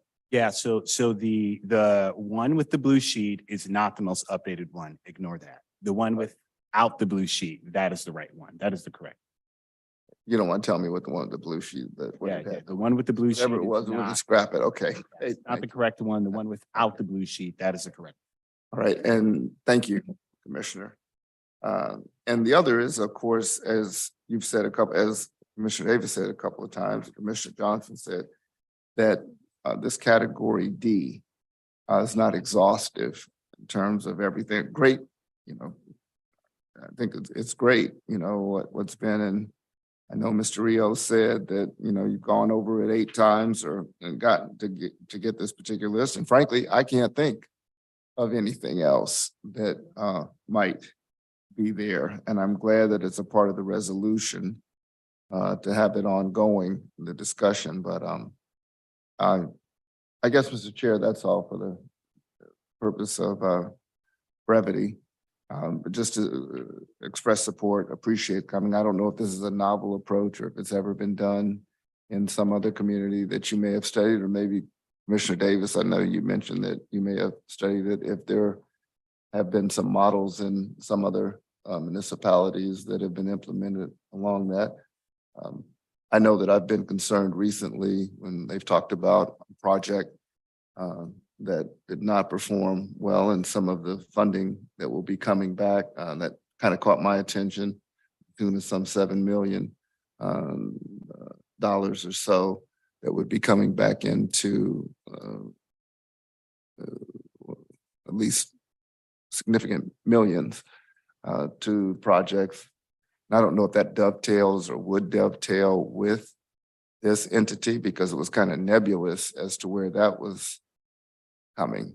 That seven, I don't know how that's going to be administered. We heard, and sorry for cut you. No, no, please. Thank you, Commissioner. We heard that there had been some success stories and some failures. And so before we brought anything to you, we tried to look at the ones that were successful and try to manage this into something that utilizing those things that we knew that were not successful. How can we make sure that it's equitable, that we hear the voices from as many pots as possible so that the community has an opportunity to be a part of it, and yet that it doesn't become too restrictive as well. That's a lot, you know. So what we're saying is this is the best that we could do here as an approach, as like the word that you use, a novel approach to begin this process. We think we have some measures in here that allow us to make adjustments as need be, whether that be by the mayor's office, but the commission will always be a part of, you know, that process. EDNF will always be a part of that process. And so again, we think we put some measures in here that allow us to make adjustments as necessary to make sure that, you know, it is accomplishing. And I'll be in full transparency. Everybody's not satisfied with everything that's in here. We know that. But we have to get something to you all just as a starting point. And so this is where we are tonight, and we hope that we can have, you know, more conversation about that as well as to how we can make this work. So with that. Thank you. Thank you for that clarity, Commissioner. And I will say I've been fishing, trying to figure out what in the top 10 are these 10 and what else I would add, and I would love to throw something else. So some thoughts have said, don't put as many options there. Others said, you know, we need to have certain options there. So we just put language in there that says these are options, but these are not limited to. There may be other things to be considered just based on the location, based on a lot of different factors, but it gives us flexibility to make those adjustments and also to redirect those funds as well. And then again, to bring it to standing committee, to bring it to the commission as a whole for final approval. thank you, Commissioner. Thank you, Mr. Chair. Kendall, Mr. Rios. Thank you. Any other questions or comments? Commissioner Bynum? Thank you. Thank you, Chair Burrows. I have a variety of questions, so I hope you'll just bear with me and walk through it with me. Starting with the list of fees. So I know that you are showing us the administrative fees and, for example, bond issuance fees that are collected on the various development projects. At any time in your work, did you work with our staff to get an actual answer on, I assume that what you're telling us is all of these fees added together total some number, and half of that is now going to be dedicated to the community benefits agreement, whatever these categories are that are decided. Is that right? I'll add just a slight correction. So we are not retroactively, or it is not our position to retroactively get the funds. What this would say is, once this is adopted by the full commission, anything after that adoption, that's the directive. And that's yeah. fine. But the question is, did you work with staff to get an answer? For example, what did these fees total in, for example, 2022 or 2021, so that we know what we might be dealing with numbers wise? I'm just curious. Did you have a sense of what the total might be? That's kind of question A. And question B in that same category is, did you have discussions? Let's say that total is 22 million in fees that were collected. It's probably high. 11 million are now going to the community benefits agreement. So did you have discussion among yourselves about how we would fill that revenue gap? Because prior that was funding our general fund. Am I right? I'm just kind of asking the questions. So go ahead. I'm sorry. Yeah, no, so to answer kind of your first question, the examples that you have for the issuance fees are just examples. We never asked for a list of, in 2022, how much in IRB fees, or in 2020. We never got that information. We just wanted to get an idea of what would be out there. But to your point, we did consider what the impact of this would be on the general fund. One of the things that we brought up was that oftentimes the things that the community is wanting us to fund or pay attention to, some of that stuff is on the wish list projects of staff. And so in some ways it's a canceling out, where it's, let's say if it's a park, right, for example, Angel may have had that particular project already in the queue. Now the community is just saying that particular park is high priority. Maybe Angel was going to ask for it in the general fund. Now the community benefit fund is taking care of it. And so that was the idea of it. However, we do realize that for future revenue, this does mean less, but we're also getting larger and larger projects. So there's a world where, again, we don't know what we don't know. We could get larger projects, which would then not put us at as much of a deficit. And I don't know if anybody else would like to add on to that, but yeah. Okay, thank you very much. Kind of a technical question. In the section B definitions, and it's, as you turn the page, it says Community Benefits Advisory Board means certain residents of Wyandotte County. And my question is a technicality, because it's my understanding that these fees that you've identified, they actually get paid to the city of KCK. So in other words, this governing body does not govern any development projects that are undertaken by the city of Edwardsville or Bonner Springs.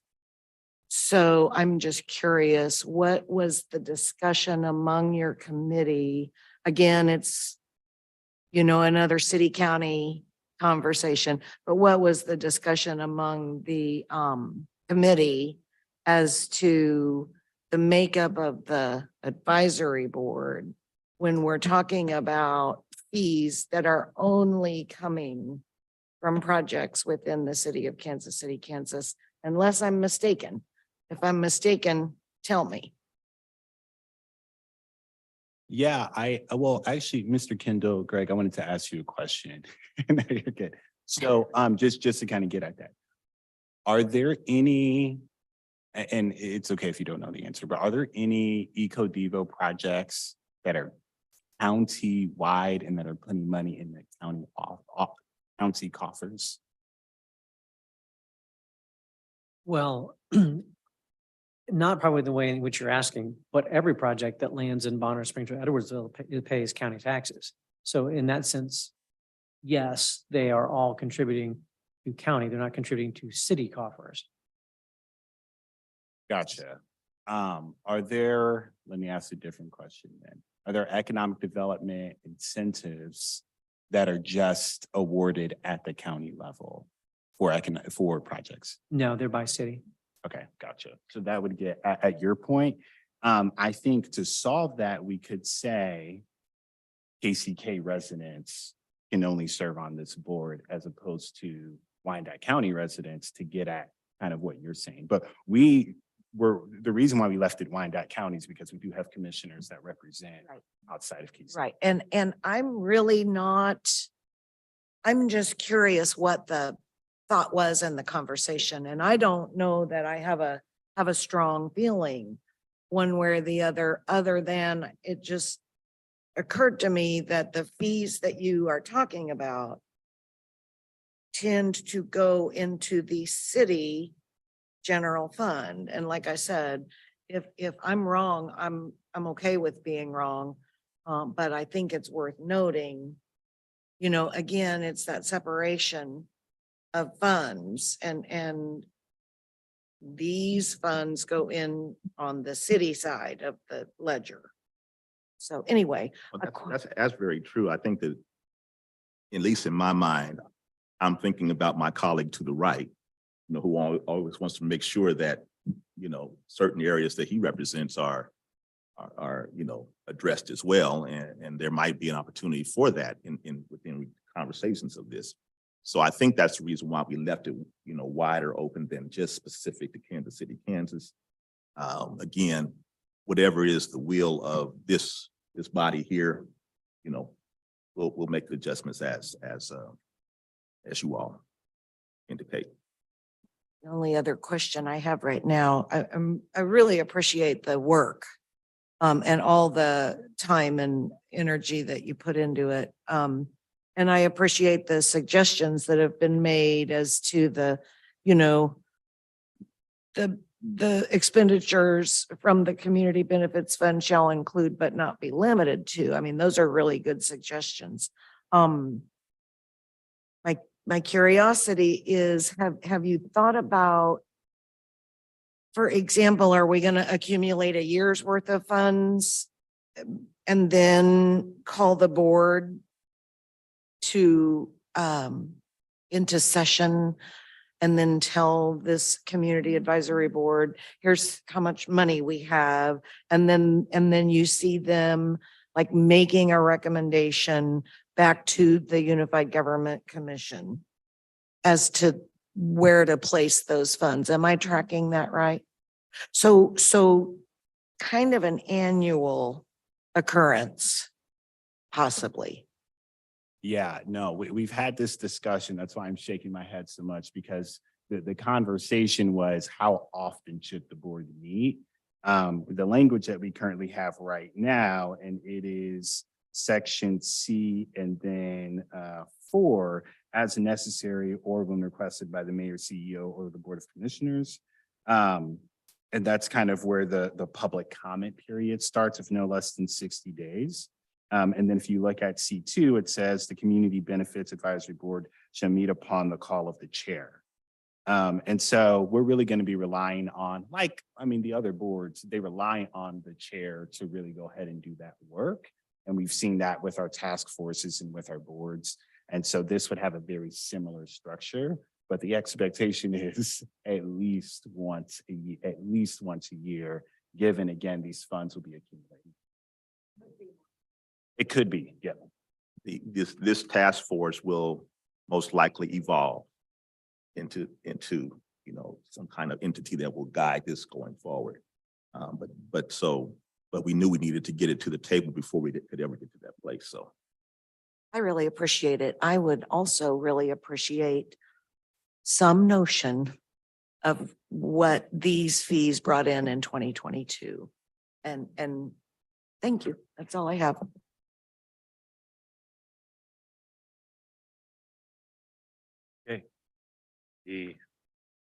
Any other questions? If not, the chair is going to take liberty to ask some questions. First and foremost, this has been these are some of the questions that have come forward, and I do appreciate the work of my fellow colleagues, because I know that when we listen to a very diverse, broad community, we have a lot of initiatives that people would like to see funded. Although it may be a small group or a large group, they still deserve to be heard. The question I have is, I want to go to the third page, section D. The categories permitted expenditures. I'd like some clarification of what the Hollywood Casino Grant Fund, how does that play into what you're wanting to do? That's a really good question. So if I'm not mistaken, and do not quote me on who it was, but there was another development project that, as a community benefit portion of it, that allocated additional money to the Hollywood Casino Grant. That's kind of the idea, is if this board said, you know what, we want to make sure every district can benefit, go ahead and throw a chunk of money in that process. It would just be a check to that process and then go as needed. I want a little bit more clarification. Sure. Yeah. So if we all have monies that we give from the casino grant money, it was established by policy here way before us. And those monies are distributed across the community by organizations that are cleared by a clearinghouse to be held accountable for those dollars. I don't see a clearinghouse in here for licensed or certified projects or individuals. But I want to get back to the Hollywood Casino Grant. So if XYZ organization wanted some additional funding, they could go to the developer could say, I want to put money into the casino grant fund. Or are you talking about using the betterment money, putting in with the casino grant funding to fund XYZ? We are saying that all of the issuance fees that come from the listed economic development projects, right, for the IRBs, for example, are going to be put into a fund. That fund and its allocations will be based upon the recommendations of a community benefit advisory board. That community benefit advisory board will be hearing from the community and then looking at a variety of categories by which they can consider for recommendations. The Hollywood Casino Grant is one of them, in which they can just add an additional amount. However, they can choose any of these other categories or other ideas that the community comes up with. I have a little concern and issue about the casino grant fund money. Yep. That one does raise a little concern. The next question I have would be the one underneath the childcare projects or programs. Some of these businesses come in and they get an abatement and they want to contribute to this fund. Then they turn around and they open a daycare. Are they going to be able to draw down those monies from the fund to support that daycare? That's a good question. So the way that this program is designed is not to be a direct developer relationship. So the developer is paying the issuance fees. Beyond that, there's nothing else. So if that developer wanted to basically not pay those particular fees, they can, again, take that up at the time of the development agreement. But this is a post-development agreement conversation. Okay, I in the scenario I see XYZ company coming in, getting funds or putting funds into the program, then comes back and requests additional funds for the expansion of daycare. And those funds then be given back to the company or XYZ organization for that project. I think that is I think there's potential there for misuse, abuse. I mean, I'm all about daycare and I don't want to send the message, but there's nowhere in here does it say licensed projects or not to go back to the developer. If I gave $100 into the fund and my project's going to cost $100, well, it's not your $100 we're giving you back. I'm giving you his $100.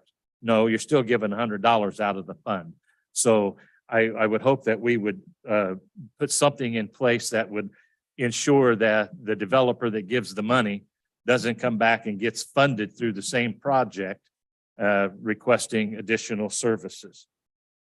And that's just a point of concern. Commissioner, I might be able to at least weigh in on that. There are at least two levels of discernment in that. One, you'd have to convince the entire task force appointed by a variety of all of the commissioners to get that approval, to issue that $100 back. And then it comes back to ED&F for approval as well. And you all would have already seen the project come through if they were doing a development, and you would also have to approve that. So there's at least two levels of requests that have to be made and passed through. So I don't see that ever happening, but I mean, you make a valid point, but it has to go through a lot of discussion, and you have to be one heck of a persuasive speaker, I think, to make that happen across that many different folks. Well, and I appreciate that comment. I just see somebody gaming the system on this one. And I just Actually- have concerns about it. Nowhere is it mentioned that a childcare, the owner of the business or anything would be licensed here, or that's just one issue. If we're going to do this, it's going to be transparent, and we all have an opportunity to have some input. And I just don't want the developer to say, okay, I'm giving you this money, then I'm going to come back on the backside and ask for an incentive out of this fund to fund the project that I had to pay for in order to get my project to advance forward. And there are steps, I understand, but trust me, when it comes to incentives, if they know they can get them, they will. And But this isn't an incentive tool. well, it's additional dollars coming out of a benefit fund that they're paying into. Yes, but this is not an incentive. This is a community benefit fund. So it can't be used for a development project. It has to be used for something in the community. In fact, was a lot of conversations. That's the only reason I'm weighing in, because we played out some of these scenarios as well. And that's partly why we wanted to make sure that the task force is made up of folks who are appointed by you all, so that you have insight into that. And then after that group makes a recommendation, it has to still come back to you all here, because I don't think anybody's afraid of the transparency or the debate or why is this what you selected. We tried to play that same thing out because we were trying to take out what developer would want to go through that many processes and that much engagement over, what's probably right now, if you had all these dollars and there'd be $500,000 at most. And so that's what we would try to play this out, is all I'm trying to say, is that we were trying to figure out ways to keep it from being gamed, to your point. Number 10, the one for the seniors on the property tax delinquency, that's a good cause, knowing that we continue to raise taxes on everybody and running them out of their homes. Are we going to put a cap on how much money we will give out in that fund? Or are we just going to leave it open-ended and people will stop paying their taxes and then we'll make it up out of this fund? Because every story is going to be a very endearing story to us that we will have to fund. And so I don't see any caps that maybe the first year, 50,000 cap. And then I don't see any cap on any of these projects or anything like that. I see no accountability of a failed project. If these funds are given to an organization, I see no fallback, no punitive way in which to hold people accountable. And trust me, I'm not trying to pick this apart. I really want to see this work because I think it's of great benefit. What I don't want to see us do is pass something and then we have no checks or balances in place, and we've taken revenue and we've spent it on causes that we have no way to follow up and hold them accountable for. So if I'm going to look at the climate resiliency projects and programs, I don't know what they could be, but are they licensed by the state, certified by the federal government, or is it somebody that just comes in and says, I want to put a smoke screen on I think every smoker in town ought to wood chip smoker ought to have a screen on it. And I've got an invention that'll do that. I mean, that may be a little ridiculous to talk about that, but at the same time, we have a lot of concerns with environment here. Water projects, contaminated properties. We have a couple of waste facilities that we're trying to deal with. And then, Commissioner, to your kind, just real quick, yes, please. to your point 10, that was just added in today. I think the mayor wanted to see this language added to that. So that was part of the language that was not in it initially. And the mayor says, this is what I want to be in there. The other piece of it is the policy review. You have it here for 2 years. Question comes down to what would be the will of this standing committee. If you all want to see it sooner or earlier, we can modify that to your pleasure. So again, we have these processes in here, but if they need to be modified and the language needs to be sharpened a little bit, then by all means. And if you have, for instance, when you look at the Hollywood Cup Fund or any of these things, if you want to put a cap in there, we haven't talked about a cap, but give us the language that would be pleasing that you think would get, because this is the first step. Then it comes to the full commission, and so please give us the language that you would prefer to see as far as that's concerned, or at least recommendation. I'll also add again, at least 22 people, including staff, will look at this.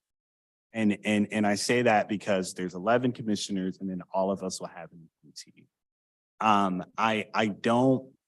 Some of these concerns I think are very valid in that we did not want to really flesh out every single category, right? Would we as a unified government agree to giving money to an unlicensed childcare? No, we wouldn't do that, right? In part because we have childcare licensing that's housed within the unified government, right? And so I hear everything that you're saying. The cap perspective can be thrown in. I don't know if we want to put it at percentages or not, but do keep in mind, these are just ideas for the fund. They are not, there's a world where this board can come in and say, we think the money should go somewhere completely different than what we're talking about right now. And so we tried to be both clear, but not so restrictive that we kill imagination on solving community problems. And I appreciate that. I'm just looking back at the audit that was conducted about the mismanagement of funds that came through the unified government. And here we are putting a program in place and we have no clawback. Colleagues, I like the idea, the concept. I truly expect to be supportive as much as I can. But we do have a right to raise questions. Absolutely. And my concern is the Hollywood Casino Grant is already a program in place. I'd hate to commingle it with something else and get it caught up. They have a background that they walk through, they certify, they have a hold it accountable. If that organization doesn't meet the criteria set forth in their grant request, it comes to us and they are discontinued. They are taken out. And that's the kind of objectivity I think we should do. That's the prudent way to handle monies that go to program. And it's the other one, the percentage of all monies. This goes back to the Bonner Springs and Edwardsville question. The majority of the commission represents Kansas City, Kansas. There's only 2 commissioners that have Wyandotte County, Bonner Springs, Edwardsville in their district. The one at large and the one lone commissioner.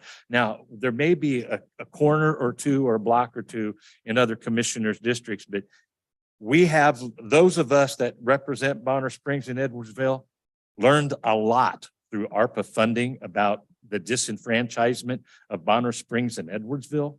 And we would be remiss not including them in this subject and how they will be treated fair and equitably moving forward, because they are part of the unified government, not county, city when it's convenient, but a unified program.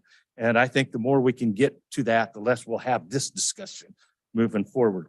But that's all the comments I have. I'll have a few other questions when it comes forward.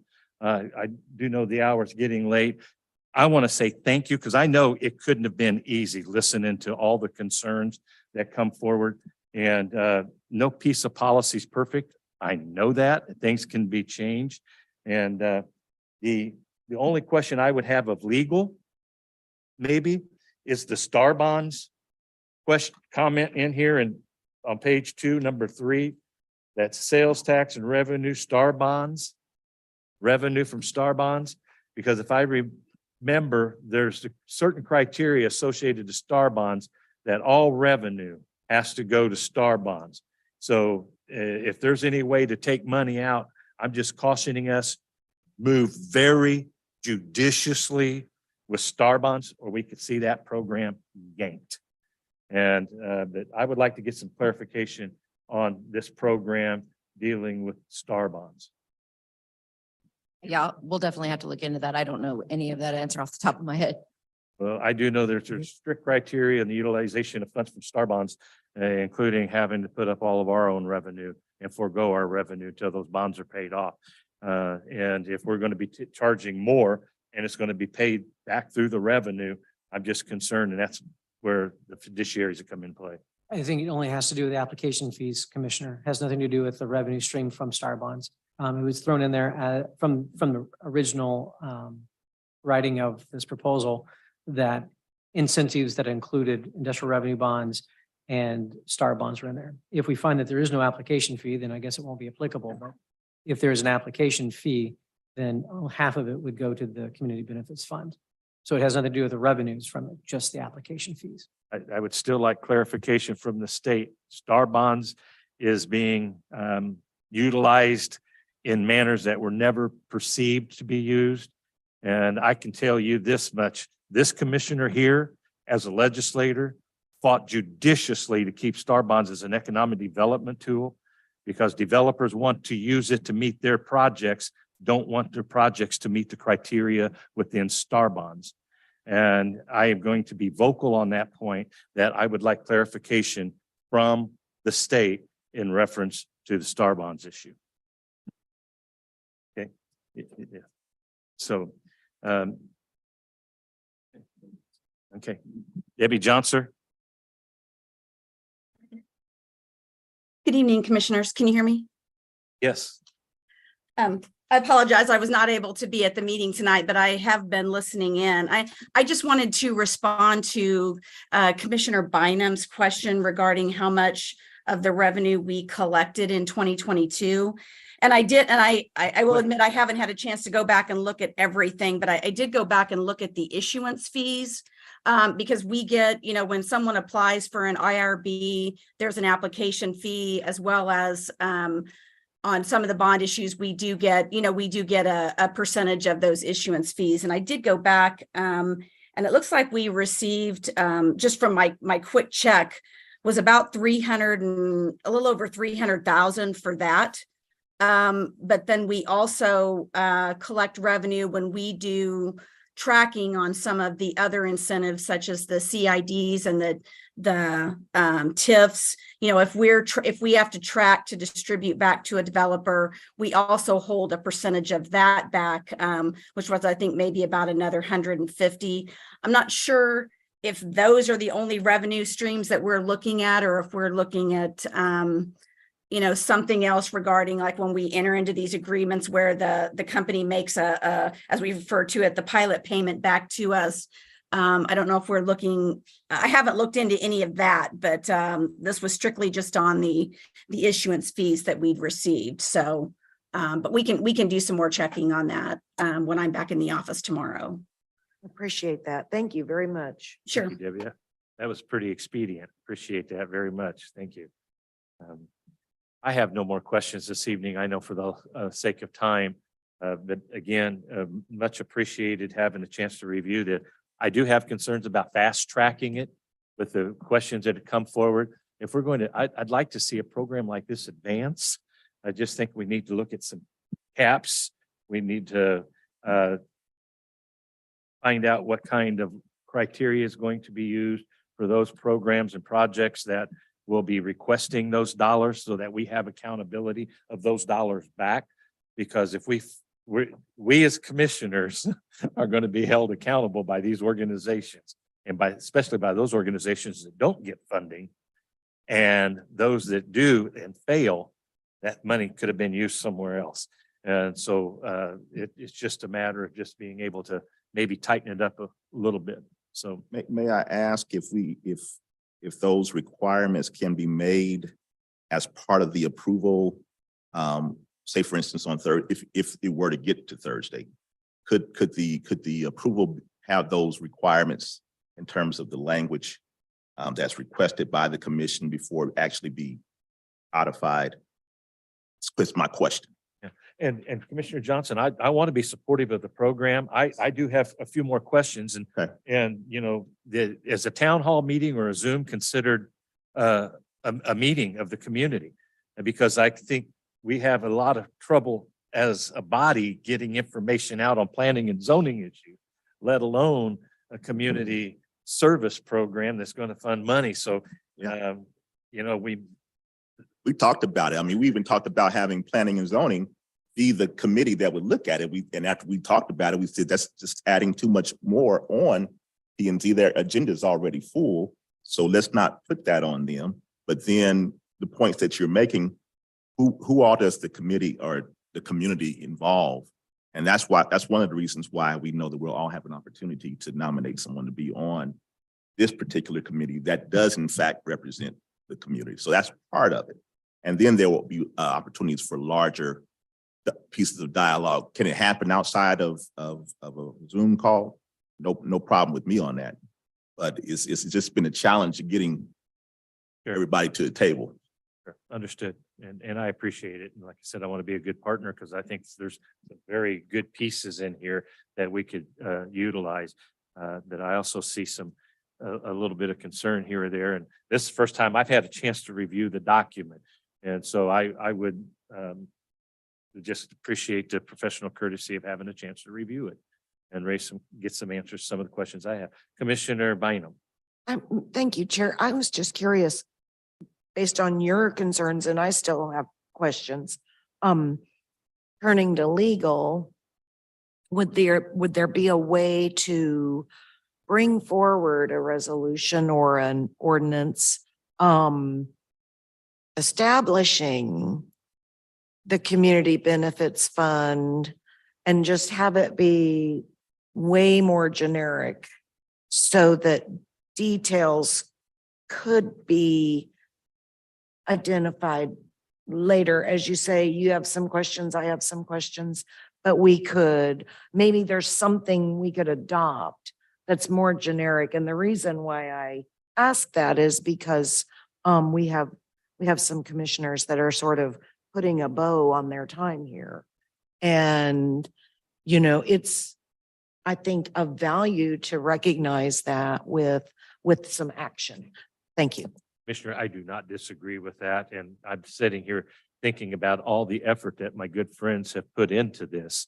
And, but I also want it to be something that you can be proud of and look back and say, see what we were able to accomplish. But I have no problem, you know, looking at a resolution establishing the, what is it? The Community Benefit Fund. And then working a little bit more in getting some of the questions answered, looking at the caps and looking at how we might follow up. If we gave XYZ company $300,000 for a program, 2 years down the road, we come back and check and they've spent the money and we see no progress. What do we do? And I mean, that's, I don't want to be held accountable for that. And I think those are, at least through the casino grant program, they have an outside entity that double checks to make sure those reports have come in. And if they haven't met that criteria, we're notified and they no longer eligible to receive grants until they meet that criteria. And we know some of them that have failed that. And we want to be judicious in providing the benefit that these programs, I mean, it's for the public. That's why we're setting this up. It's benefit the public. So yes, Mr. Davis. I was just going to add, about to make a motion. But I'll just add, us having this conversation and adopting this doesn't have to be the end. We can continue to have conversations and make amendments as needed and have this come back in December. However, again, with the changeover of new folks that are coming in, it kind of doesn't allow there to really be an end of what our colleagues who are not going to be here next month have done. And so trying to find that happy medium to ensure that those concerns are addressed, Commissioner Burrows, but also wanting to respect the effort that has been done. That's kind of the goal here. And let's keep this in mind. This is perfect no, but currently we have nothing. And let's just be real about it. This money is going into the general fund. And for many of us, we cannot explain to the average citizen where that money is going. And so is this perfect? No. Is it better than the current process that we have where we have some sort of participatory budgeting process where residents have a direct voice? Yes. And I do think there is language in here that does make it easier for us to get to that more perfect ordinance that you are looking for, Commissioner Burrows. Well, I appreciate it. And, you know, what we don't have is we don't have a start date in the policy. And we didn't have an amount of money that we would establish before we started the program. So if we get $50,000, one organization may reach out and want the entire 50,000, and we're not having a chance to build that equity in the program yet for others to participate. So these are just a few things that I believe would give us an opportunity to strengthen this policy. I do like the fact that the mayor and staff have worked on this because they do have some of the knowledge associated to it. But as I stated, this is my first blush looking at it. And I'm very prudent about how we move forward. And especially when it comes to spending taxpayer money. And believe me, the developers, this will be a pass-through fund to the public anyway. It's kind of like when we cut taxes, we don't see price of goods go down. We don't see the price of other things go down. What we see is they either stay the same or they increase a little bit more because they have to make that money somewhere. It's a pass through, not much different than some of the other things that pilot. That I'm finished. If any other commissioners, I appreciate your patience. Commissioner Stites. Stites, District 7. So one of the problems that I have, I'm generally supportive of creating this. I like the idea of creating the community benefit program. But I think there are way too many unanswered questions at this point to adopt it as submitted. When we talk about Community Benefit Advisory Board and the first line says that certain residents of Wyandotte County, it sure seems like now we're excluding people from not all of Wyandotte County. And I'm definitely not in favor of that. We want to talk about certain residents. It should be all residents. I don't know that it says that all commissioners will have an appointment like the planning and zoning. I don't like that we're talking about this coming into the city general fund, but it can be used for county parks. And we happen to have a county park and we happen to have a city golf course that's in Bonner Springs. And you're asking to not have representation from Bonner Springs on the advisory board. So again, there are too many unanswered questions for me. I'm not sure as far as getting the fast track. Is there another EDNF prior to? So Wendy's saying yes. There is another EDNF prior to the swearing in of. Oh, I'm sorry. No, there's not another EDNF. There is another commission meeting though, prior to the swearing in. And when is that? Is there, with the 15th? Are you sure there's not an EDNF meeting? We have an EDF meeting on December 4th. So we do Okay, I have apologize. time for this group and others that aren't leaving to revisit this, get questions answered. And then go to that and then fast track it to that next commission meeting if we had ED&F on the 4th, correct? Correct. That would be my motion. That's the route that we go, that we, I guess, postpone this or present it back to ED&F again on December the 4th.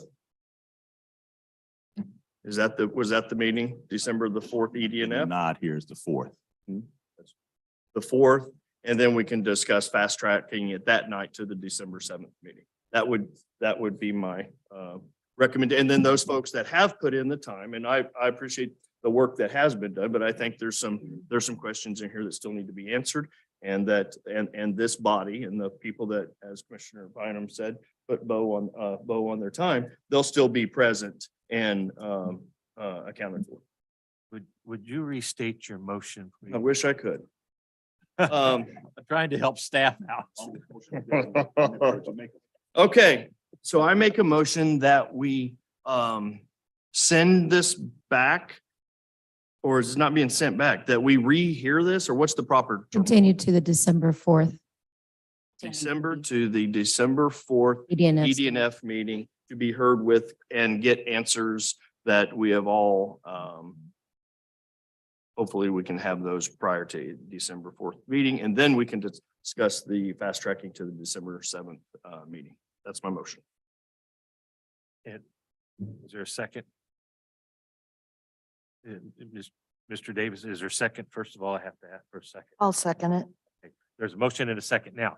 But I can go into comments, please. Well, I was just gonna say this, it would be very, because we're willing to work with y'all. Obviously, we wanted to respect coma, so all of you could not necessarily be aware, right? Or else we would have been violating state law. If you all can send us your concerns, please do not leave tonight not expressing what your concerns are about the language, because that does nothing, that does not help us. We want to get this passed. We want to respect the various perspectives. We want to be able to explain this now that the cat is out of the bag. But please do, either in an email or before we leave, do get one of us and just tell us, these are the things that I would like for that December 4th meeting. Actually, if I could make a suggestion, if you would please email those to myself and Jeff Conway individually, then we can get those to where they need to go. Yes. Please and thank you. Thank you, staff. I think that protects all of us from Kansas open meeting. Well, I just, Yeah. if I may, I just want to express mayor's office commitment to continuing to work through every single issue to get it where the commission as a whole is comfortable with what is presented as the community benefit fund. Absolutely no reservations on what has been expressed. We've taken notes, but again, in case our note, forwarding those specifics to legal. We did consult. I mean, legal has to write up the final product. So legal has in fact been involved with this the whole time. And so draft 9 is going to be the lucky number. And we'll have this done on some of these. I think truly a sentence here and there is going to ratify. I do know that because actually that was asked, that it isn't in the same meaning as I'm thinking you're taking that, Commissioner, but I'm sure legal ease isn't a necessary thing, and we're probably able to take care of that very simply. And in regard to, as I say, the other concerns, if you were wanting them to be more specified under Section D, when we had the dialogue And the dialogue simply was, well, let's keep it general so that the board and the commission can deal with the detail later. But loud and clear, later is now. And so we can have that further discussion, and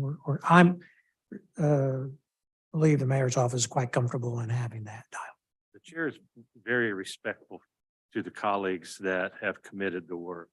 And I do want to acknowledge everyone that's participated in this. And so I think the motion is a fair motion. I mean, we're not, Mr. Johnson's not gone yet. So we do have a chance to address those. And I do like the fact that we're sending the questions to Wendy and Jeff to get our answers. I think it's good to have those questions. There was one other I don't see anything in here with ethics that the people on the committee can't advocate for their own programs.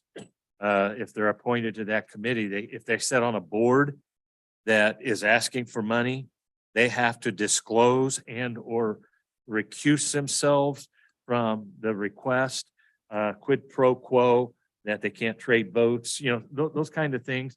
It's the perception that something can go wrong that we want to put to rest as much as possible. So yes, Commissioner Bynum. Thank you, Chair. Just one final comment. I just want to clarify for Commissioner Stites. I did not suggest that residents of Bonner and Edwardsville should not sit on the board. I did ask what dialogue you all had about that. And I stated that I did not have a strong feeling one way or the other, but I did not suggest that Bonner or Edwardsville folks should not be on this board.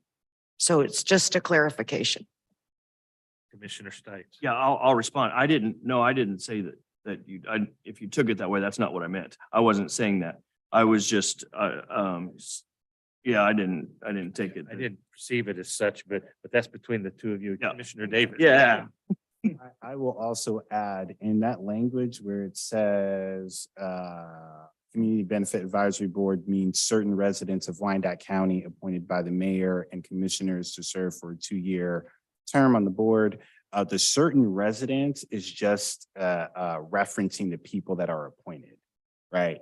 It's not necessarily saying you have to have certain qualifications or whatever. Not everybody's going to be able to be appointed on the board, not every resident. So that's where the certain comes in. It's not saying Kansas City, Kansas, or Bonner or anything like that. It's just pointing out the 11 members, not the 170,000 residents. Thank you, Chair. So I guess as long as it says that each commissioner will appoint one and they must be within their district, like planning and zoning, then I'm okay with that. I appreciate that clarification within their districts. So at large, I would assume that Commissioner Bynum and I could select from anybody countywide. I don't know if we have to go by the primary position or the general position that we would have in an appointment. Can we get some clarification on that?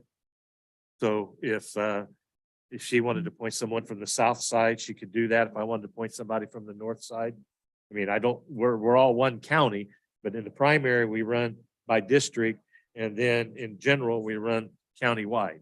So I don't know what the at-large opportunities are. Yeah, I'm actually not sure about that either. I'll make sure we find that out for you though. Thank you. Okay, we do have Mr. Haley. I thank you, and I appreciate the discussions here. I look forward to the meeting on the 4th and what has been submitted, not only from those that are here, but I would assume that the other commissioners who aren't a part, who might be privy or it may be made that you want to improve on this product that's here before us. They'll be giving notice or have a chance to see the draft and to add their discussion. See, from my standpoint, you probably should pass it out. You do have time. I don't know if I would make this the last for those commissioners that won't be returning. You're setting up the time for it to be at the last meeting in December, when whatever final action of whatever the final resolution looks like, if we kick it to, it would be Oh, so you would fast track it to the first meeting in December after the fourth one. Let's see. Well, I hope the other commissioners, the other UG commissioners will have, an opportunity to, bring their input to before the meeting on the fourth. Great, thank you. Hey, any other questions or comments? I know we beat this around pretty well. I'll ask the clerk, please call roll. Roll call. Haley. Aye. Davis. Aye. Oh, wait, excuse me, I'm sorry, Madam Clerk. I don't, this does not have, this is an actionable item. Do we need to include the public comment on this evening? Then I would ask if there's anybody in attendance that would care to speak to this issue. If you are, please come forward. You have 3 minutes. Anybody online?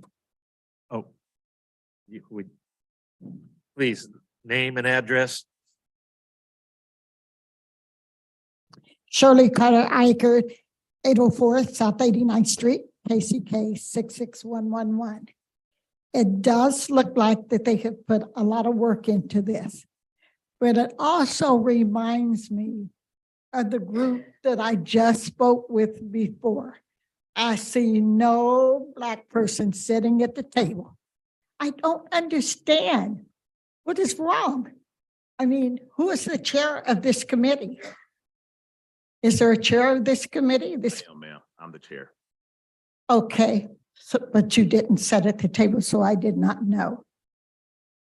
Okay, It's just really difficult. It looks like for Wyandotte County and Pacific Kansas City, Kansas to get it together. I mean, just because I live out west, people say to me all the time, why are you always downtown arguing? It's because I live in Kansas City, Kansas, and I want the same thing that everybody else gets. And we are not getting the same thing out there that everybody else gets. I hope the program works because we need all the good programs that we can get. And there needs to be some more work done on it, but most people in here are used to working. I just give them a grace. I hope you do good with it. But it's just that we have to integrate all people in Wyandotte County, and we need to start doing that. Thank you, Ms. Eichert. Anybody else wants to speak to this? Clerk, anybody online? Any letters? No hands are raised, no comments were received. Let the record show nobody else is stepping forward. Now, Madam Clerk, you please call roll. I apologize. And let me clarify the motion. The motion is to set this matter over to December 4th with a possible fast track to December 7th. Okay, Thank you. all right, roll call. Haley. Okay, aye. Davis. Aye. Bynum. Aye. Stites. McKiernan. Aye. Burrows. Aye. Motion carries. Okay, thank you. That brings us to the end of our part of the program this evening. We will take a short recess so that my friend and colleague on my left can get prepared for the next part of the program this evening, which is a Neighborhood and Community Development Committee. With that, I would ask the clerk make a motion for. Move to adjourn. Davis, second. We have a motion and a second to adjourn. Clerk, please call roll. Roll call. Haley. Aye. Davis. Aye. Bynum. Aye. Stites. McKiernan. Aye. Burrows. Aye. Motion carries.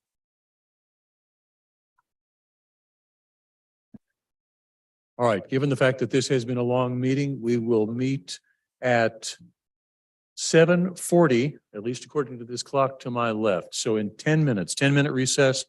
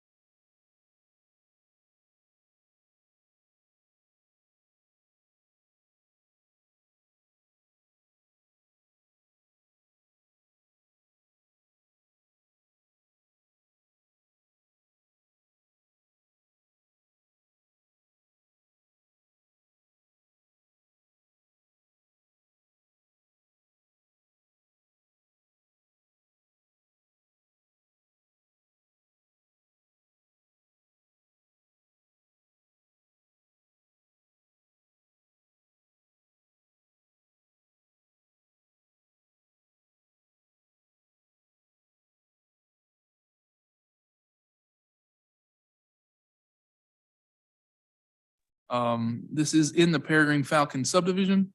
We currently have 7 active options in that subdivision right now. We have 2 additional applications in this set tonight. A2 is at 1142 Armstrong Avenue. It's still with our RA Engineering Group again. A3 is at 2933 North Getty Street. Now this is the River's Edge East subdivision. The land bank owned like 25 parcels in this subdivision. I have to say that 23 have active options on them, and CHWC is, I think they built 4 houses in there. So this whole subdivision only has 1 parcel that's unaccounted for. A4 is at 2000 North 53rd Street for a single family home. So that completes all the RA in engineering applications. A5 is from a person that wants to live in the house. It's at 1830 South 10th Street. We've seen this lot before. It does have a possible underground spring in it. There's no sewer connection here because it's outside. It's 200 feet away from the sewer lines. But they are working with the health department. I have been receiving emails that they are working on it. So I have informed them of that, and they are well aware of that issue. A6 is at 3050 North 21st Street. For a single family home for a person to live in. This application was initially held at the March 6th meeting because the applicant didn't communicate with the neighborhood group. The applicant has tried several times to communicate with that neighborhood group without any success. So that's why it's here today. A7 is at 6204 Roswell Avenue. This is for another single family home. A8 is at 2601 North Halleck Street. This is also in the Peregrine Falcon subdivision. A9 is at 2792 Linden Drive. It's also for a single family home. A10 is at 1213 Wood Avenue. I do have to say I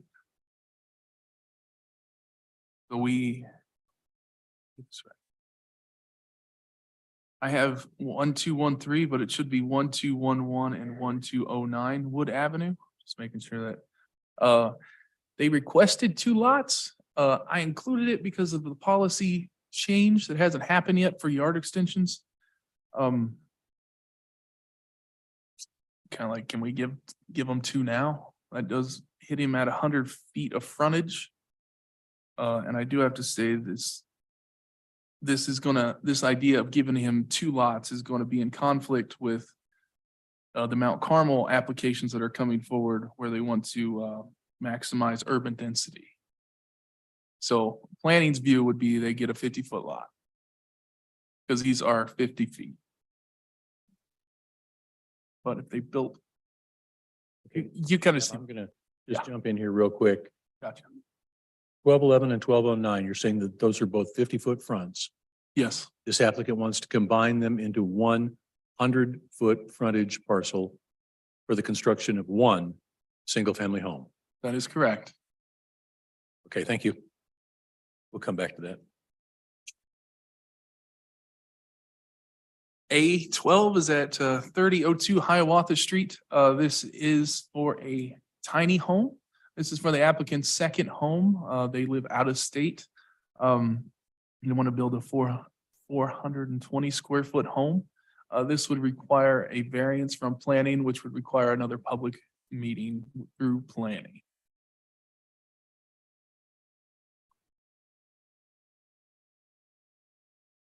And that concludes A1 through A12. Thank you, Mr. Knapp. Before we get comments and questions from the committee, I just want to remind everybody that what's being applied for here is an option. That option does give the person holding the option the opportunity to control that land and move forward and move through all the necessary steps through to final completion. But the option does not mean that there might not be planning and zoning or other approvals that need to be acquired before anything is constructed. Does the committee have any comments or questions on any of these items? A1 through, I believe we got to A10. Is that correct, Mr. Knapp? 812. A12. Thank you. Commissioner Bynum. Thank you, Chair. I have a question. And they're just brief. A3, you said, I think, that CHWC had developed that neighborhood. Is that right? CHWC has options to build homes in there. They completed I believe they completed their first 5. They have 15 or 16 lots that they're planning to build. And I bet they have at least 10 more under significant construction right now, with at least 2 or 3 more foundations poured. And the last time somebody came and asked for one of the lots that they didn't have under development, they said, go ahead, the more the merrier. Okay, that was kind of my question, was this is not one of the lots they have under option, apparently. It is not. Okay, and then A10, you said this would be in conflict, so to speak, with the Mount Carmel redevelopment for redensifying, but this is outside that area. Yes. Okay. You'll see Mount Carmel at I think it's A15. So their application's coming, and planning had a comment in that one to keep the lots 50 feet, not 75. Okay. Thank you. That's it. In my opinion only, I'll just look at this A10. We have pretty consistently fought back against combining 25s, and now we're talking about combining 50s.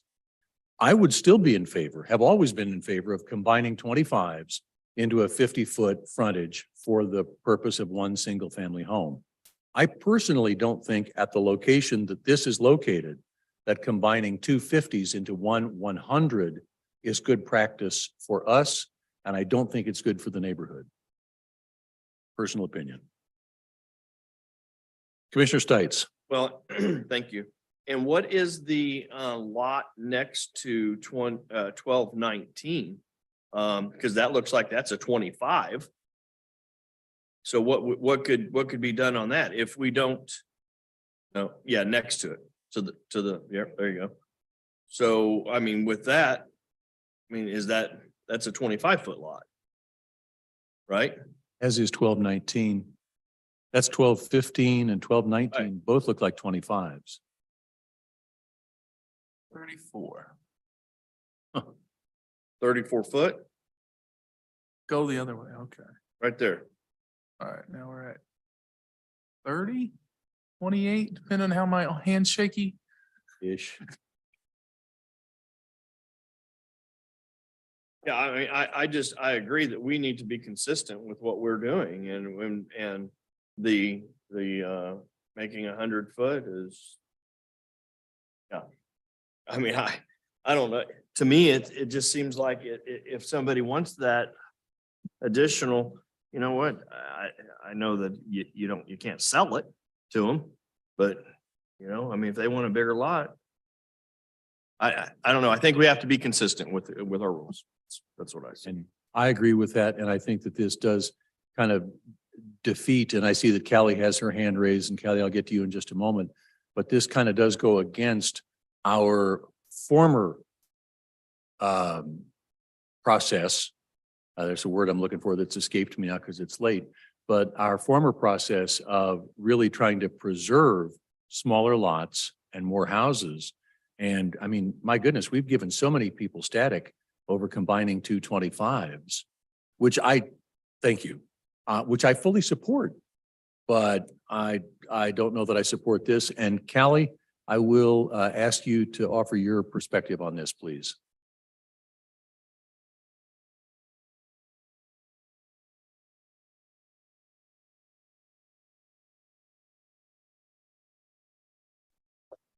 Sorry about that. I'm working, so I'm not sure which computer it will pick up on when I'm doing that. So I apologize.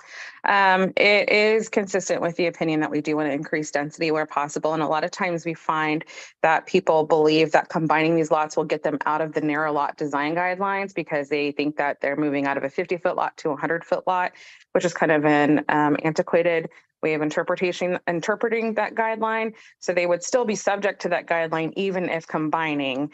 And we do have people currently in our process in building permits that are building homes on 25-foot wide lots or 30, even a 34-foot wide lot currently. So that was where the source of that recommendation came from. So remind me again, Kelly, what is the recommendation of planning and zoning on combining 250s? Especially in our urban core area, particularly where narrow lots would be concerned. This is an R2 zone where we've tried to increase density by elevating that zone in a way. So we are R2 because we want to increase density, i.e. a duplex on each one of those 50-foot lots. So not only are we decreasing it by being a single family home, but we're also decreasing it again by combining those lots. So for that inner area, we do prefer that one lot be used per home at this time. So let me follow up on that R2 zoning. It's R2 zone, but that does not mean that an R1, a single family dwelling, is prohibited from being built on those two lots. Is that correct? That is correct. A single family home is not prohibited, but the upzoning was done with the intent to increase density or to permit it where it made sense in this neighborhood.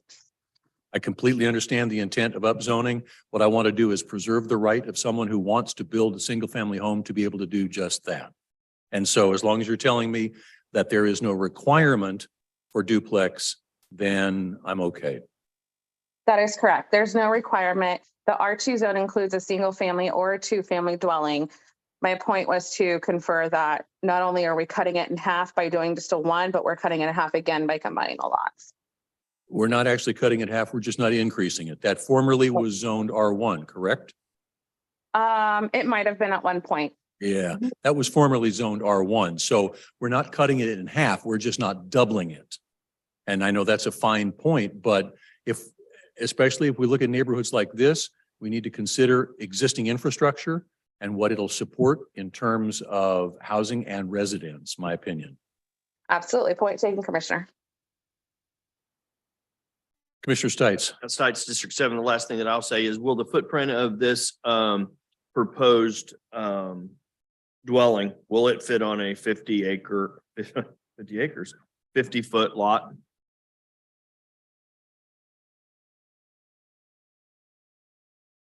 I didn't get dimensions with it, but people do build on 50-foot lots. I'm aware of that. Yeah. So. I mean, but you're not sure if this would still accommodate, they could still do what they're wanting to do with this floor plan. 2,000 square foot seems like that should still fit, I think, but anyway, if not, I mean, I guess they just modify their plans, but okay, thank you. That is correct. Mr. Bynum? I was just going to say 4 bedrooms, 2 baths, 2,000 square feet. Could fit, but the photograph provided doesn't appear to fit, so they'd have to modify. Well, given You could turn the it. fact that I have observed previously that sometimes we just get generic clip art as the pictures in this, I would say, yes, they could design it based on what they're getting.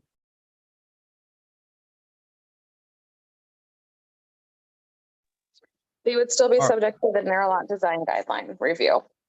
Perfect.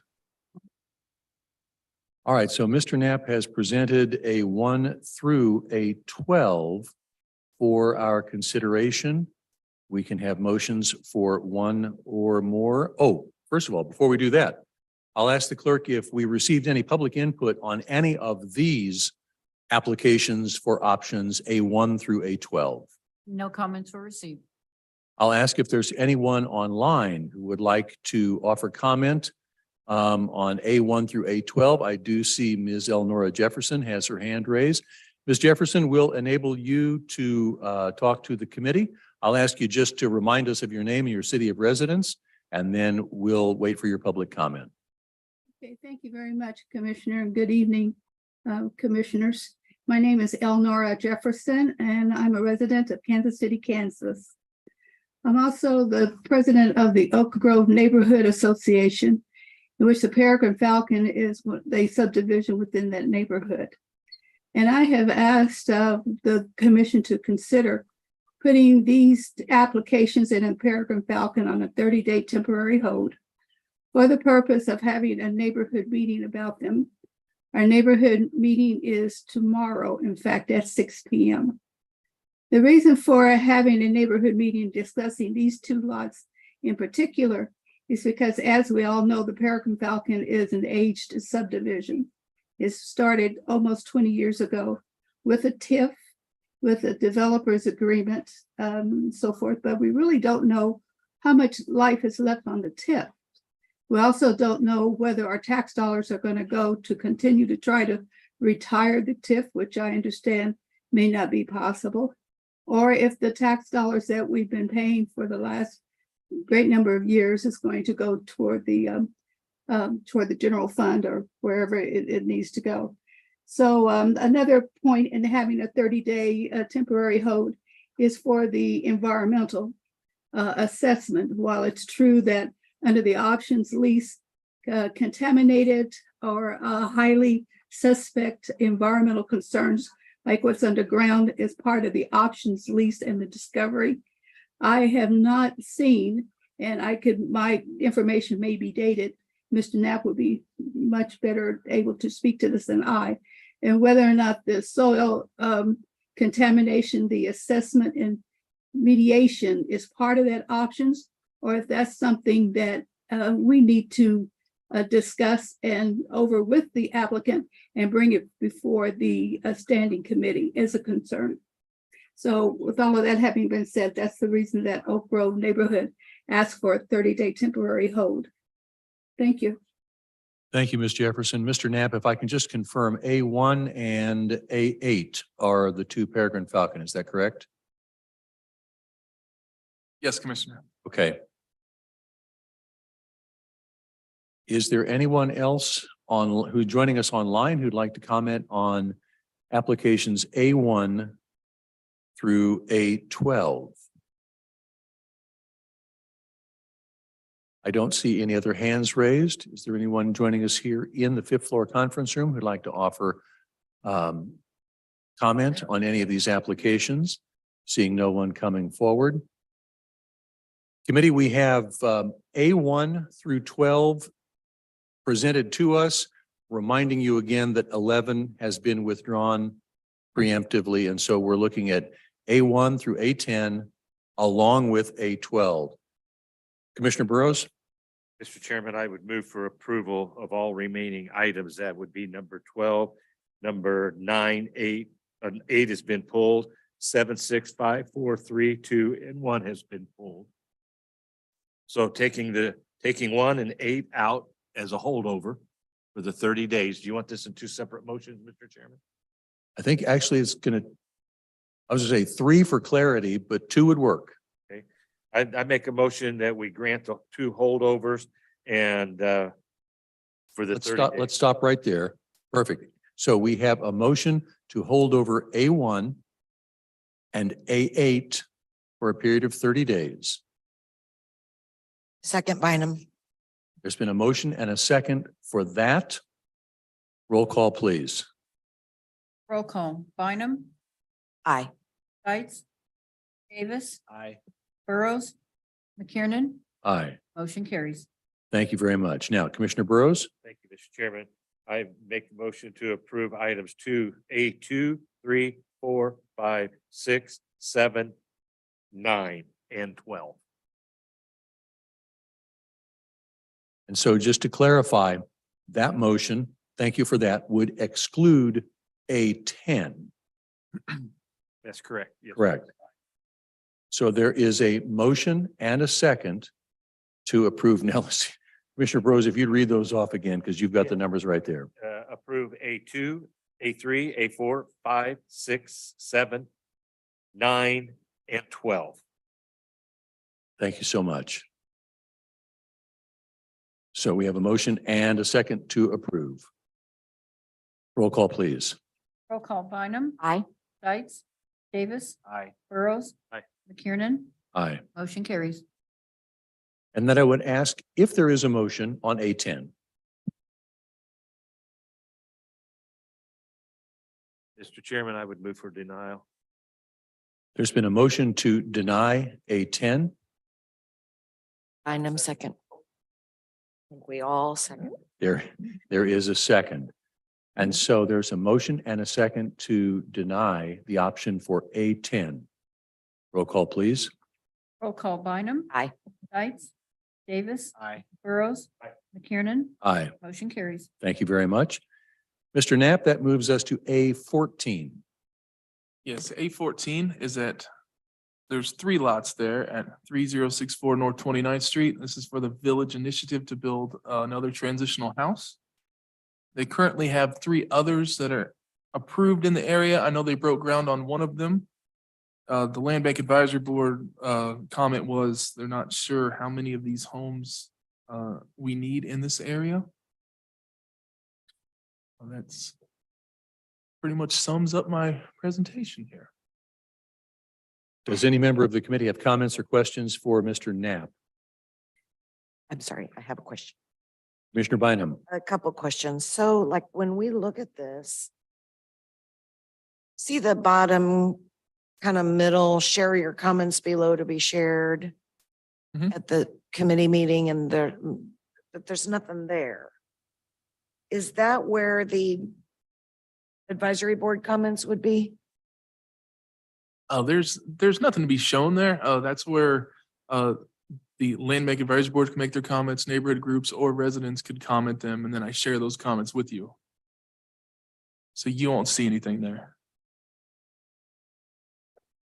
So let me make sure I understand. That is a place for them to submit information that comes to you, which you can then feed back to this committee. We would not see it online as they submitted it. Is that Okay. correct? But I will, That is correct. do see it over in the far right column. Right. Okay. And so A14 is 3 lots, but would be 1 house? That is correct. Okay. And and it is being requested by Village Initiative? Yes.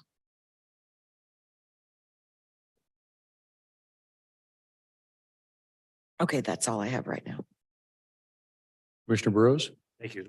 If I remember the robust discussion at last meeting in reference to how many of these homes and participants are we going to have in one community? And I think the commissioner of that area was very concerned.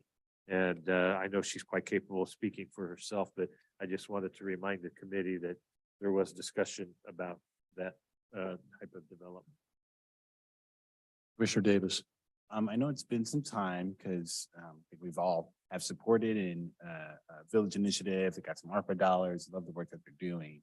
Where are they in regards to the land bank properties that we have awarded them? I know they've broken ground for one, which was great. I was there. Is there any other updates so far for other land bank properties? They have not submitted their building permit for the other 2 that they already have approved. When did they receive those? Like when we roughly? I'm sorry, if I may, there are 2 outstanding applications for building permits for the Village Initiative. One, I believe, 2 of them that I've looked at recently with regards to the narrow lot design guidelines. One did not have to follow the guidelines, but the other one did. So they've been notified that they have revised and resubmits, but they are in process of obtaining their building permits on the other 2. So there's been some progress. It hasn't just been just one out of the 3. All 3 of them, there's been something has been done since we've awarded. Sounds like it, yes. Thank you, Chair. Thank you. My question would be, I understand they're going to build a bigger house here, but this is effectively Wood Avenue all over again with combining smaller lots into a big one. Just saying. If I may, Commissioner, group homes do have an increased parking requirement that require one parking space for each guest room, plus an additional parking space for each staff member during peak shift. So each one of these group homes requires 7 off-street parking spaces at the very minimum to be compliant with zoning ordinances, unless a variance is approved, which does give them a little bit more of a challenge if they do not choose to combine lots.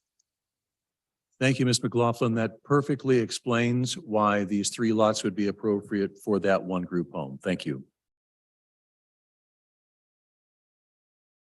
Commissioner Bynum. Question, these would, if we approve the option, this is still going to go through a separate approval process. They're going to come to planning and zoning and then eventually to full commission for at a minimum, a special use permit to operate this. That would be my understanding, but I'll check with Wendy or Judd. These are, Or oh, Callie. I'm sorry. These are 5-bedroom homes, so they would not be subject to the planning and zoning process for a group home special use permit. The only time that they would have to come through the planning and zoning would actually be for the Board of Zoning Appeals if they chose to appeal the parking variance or chose to appeal any stipulations within the narrow lot design guidelines. It does say on here that it's 6 bedrooms. Does that matter? It does. What I've had them do on the other 2 ones is I've had them revise it to say it's 5 bedrooms and 1 office, and then to sign an operations agreement with their building permit that states that they will not use a 6-bedroom, anything other than an office, unless they do come back for a special use permit. And we've had them sign that as part of getting their building permit in the past, and is currently what we're doing on their other permit. And so, Ms. McLaughlin, as far as you know, you are updating us that currently in process are 3 others, correct? I believe I have under review currently. I'm I sorry, issued you cut out there. Sorry, I believe 1 is already under construction and then 2 are under permit review, 1 of which I have reviewed. Okay, so 3 in addition to this potential one, kind of within this area that we know of. Okay. Other comments or questions? Commissioner Stites? Yeah, so, thank you. So they didn't need an office until you suggested it to get them under the need for a special use permit, correct? That is correct. I think what it's called a bedroom by the architect, but when they were made aware of the 5-bedroom limit and the 5-person limit, given some of it pertains to building code and sprinkler and fire suppression systems, some of it pertains to our special use permit.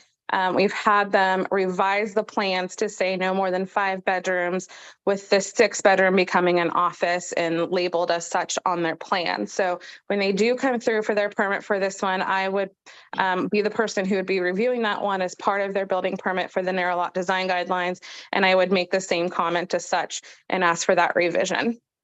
And what type of, I guess, a lack of enforcement or follow-up or compliance does this have in the future when, and I'm not saying that they would, but you go back and somebody looks into it and the 6th bedroom is that office is now being used as a 6th bedroom. Do we then initiate and immediately enforce the need for a special use permit? Or do we say, hey, you're doing wrong, convert this back to an office? So we first try to attack it on the proactive end by making them sign that as part of their building permit. So we have that little clause in there. But if we do find that, and for some reason they are utilizing it and going above their 5-person limit, it would be a planning and zoning action, which we would start with a notice of violation, and that would begin the citation or violation process accordingly, in which they could cease using that 6-bedroom, or they would have to come back and apply for that special use permit accordingly. Got it. Thank you. Thank you, Commissioner. At this point, I'll ask the clerk if we received any correspondence from anyone in the public regarding this application A14. No comments have been received. Thank you. I'll ask if there's anyone online who would like to offer comment on this application. And I do see that Ms. Jefferson has her hand raised. So Ms. Jefferson, if you'd go ahead and just give us your name one more time, please, and then please share your comment. Okay, thank you very much, Commissioner McKiernan. My name is Eleanor Jefferson, and I live in Kansas City, Kansas. And one of the questions that I had, Commissioner Stites has already asked, and that's about the enforcement itself. A village initiative is a very viable entity in the Northeast. The concern that I expressed from the advisory board and the one I am here now is the amount of density of what exists in this square block area, which is also right across from a church. And though there was no requirement for a neighborhood meeting, I do remember when the first 3 homes were built, there was an ask, and Village Initiative did that, went and held a neighborhood and a community meeting. And so my comment would be an ask, perhaps a 30-day temporary hold, to ask that they hold that same type of community and awareness engagement, because we're talking about at very minimum 20 people of a particular group, a particular population who will be in this one block square area. And as part of that, the other comments that I would ask is, with the growth of the number of people, should there be a consideration for the succession plan of Village Initiative? So the stability of that organization and what would happen to this particular population or operation should that Village Initiative go defunct, heaven forbid, or stop, whatever it is. You know, I don't know all the right words to say, but that's the comment that I have. And thank you very much. Thank you, Ms. Jefferson. If anyone on the committee have comment or follow-up, Commissioner Burrows? In light of the fact that we've asked for a 30-day holdover, I would make a motion that we hold the subject over for 30 days and allow the commissioner who represents that district to weigh in on the subject matter and to have a neighborhood meeting. Stites, second.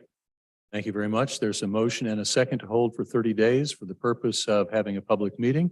Roll call, please. Roll call, Bynum, Aye. Stites, Aye. Davis, Aye. Burrows, McKiernan, Aye. motion carries. Thank you. Mr. Knapp, I believe we're taking A15 next. Yes, A15 is Mount Carmel redevelopment. They're at 1954 North Valley Street. It's right next to the ones that they've already built. Their plan is to combine the 15 land bank lots there into 10, and so they could build 10 homes.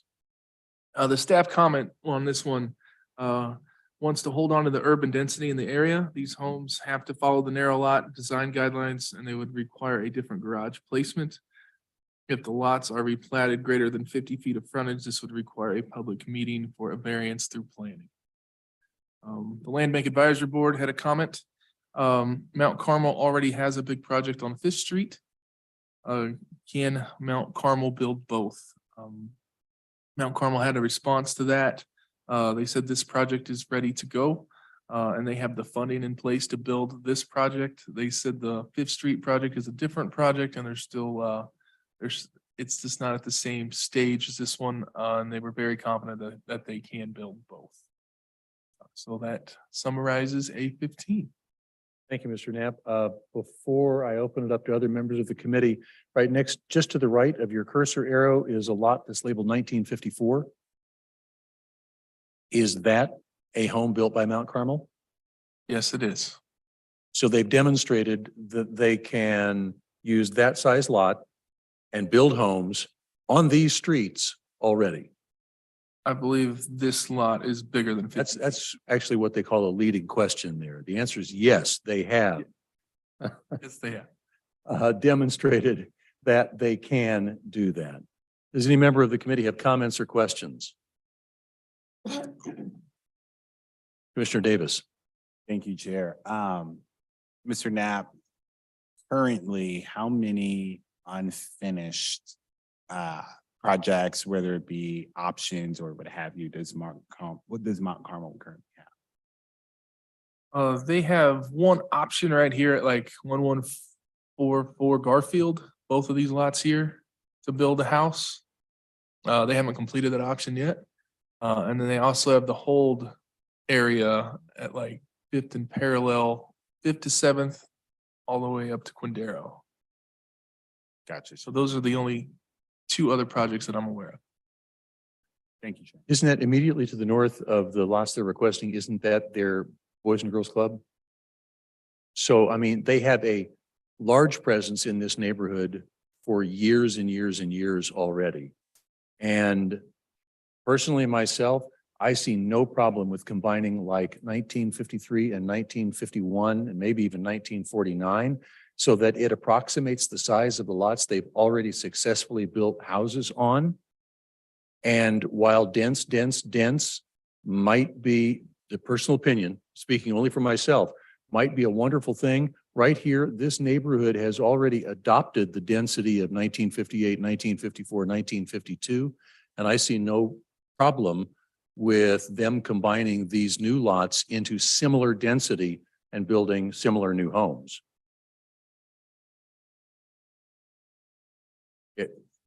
Mr. Knapp, their proposal is to take 15 into 10, isn't that right?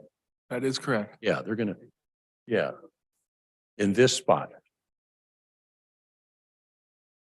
Any other comments or questions from the committee? Commissioner Burrows? Burrow, move for approval. Bynum second. There's a motion and a second to approve this application as submitted. Before we get to the vote, I'll ask if if we received any communication from the public related to these applications. No comments were received. I'll ask if anyone joining us online would like to offer comment on A15. Seeing none, I'll ask for a roll call, please. Roll call, Bynum, Aye. Stites, Davis, Aye. Burrows, McKiernan, Aye. motion carries. Should leave that on if I want to talk.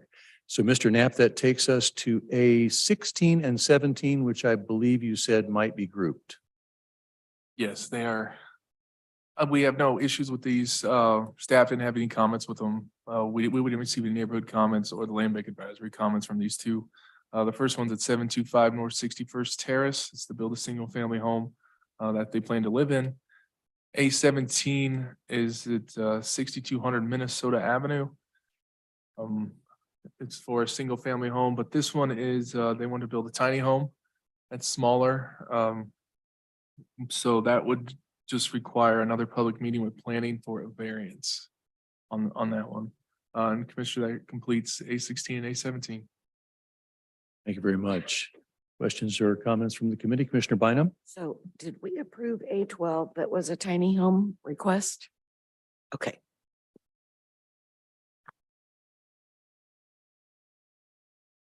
Other comments or questions? I will ask if we received any communication from the public regarding these applications. No comments were received. I'll ask if there's anyone joining us online who would like to comment on these applications, A16 or 17. Seeing none. Is there a motion? Davis second. Commissioner Stites to approve, Commissioner Davis with the second. Roll call, please. Roll call, Bynum. Aye. Stites, Davis, Aye. Burrows, McKiernan. Aye. Vote is 5-0. The motion carries. Thank you. We now move to item B, multifamily units. Mr. Knapp, B1, please.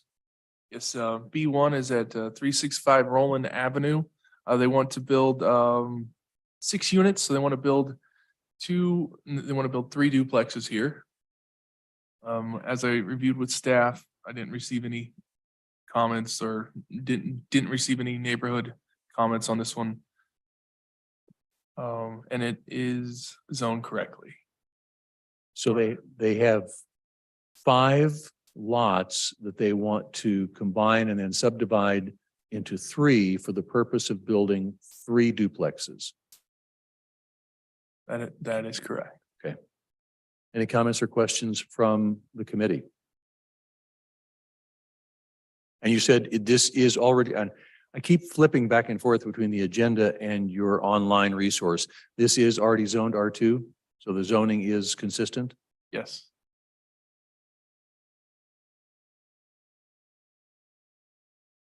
Commissioner Burrows? Thank you. One comment. That one lot looks a little thin on the far right.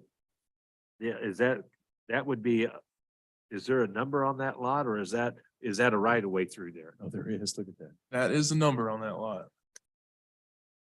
That's 357. I bet that's H. Yeah. Yeah.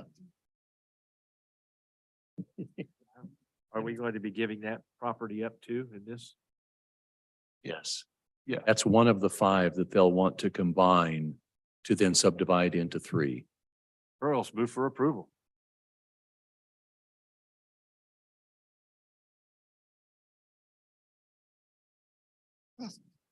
Thank you, Commissioner. Hold that thought for just one moment. I'll ask the clerk if we received any public comment on item B1.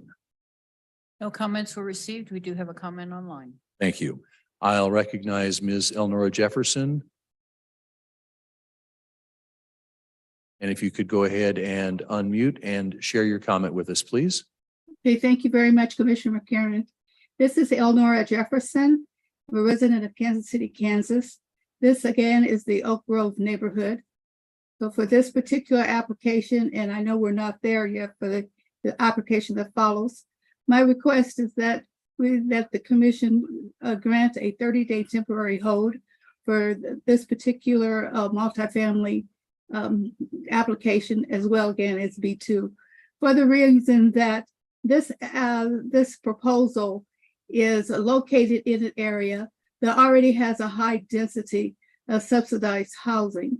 And while subsidized housing is something that we need and we have needed integrated all throughout the county, this particular multifamily area would, within a 6-block area, cause a heavy density of that.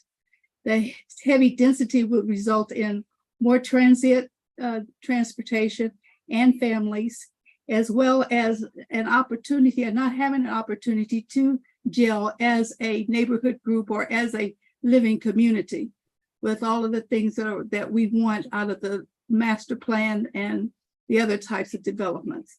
So the 30-day temporary hold, again, we have our neighborhood meeting again tomorrow at 6 o'clock, will allow us to discuss this as a neighborhood and be able to come up with with more input from other people within the neighborhood itself. So thank you very much. Thank you, Ms. Jefferson. Yes. I would observe that the upzoning or the increased density that Ms. McLaughlin referenced earlier is what we have a concern with here as well. And yet this would be less dense than the other application that we considered. And Mr. Knapp, is there anywhere in the application from Mr. Jones that he indicates that this would be subsidized housing?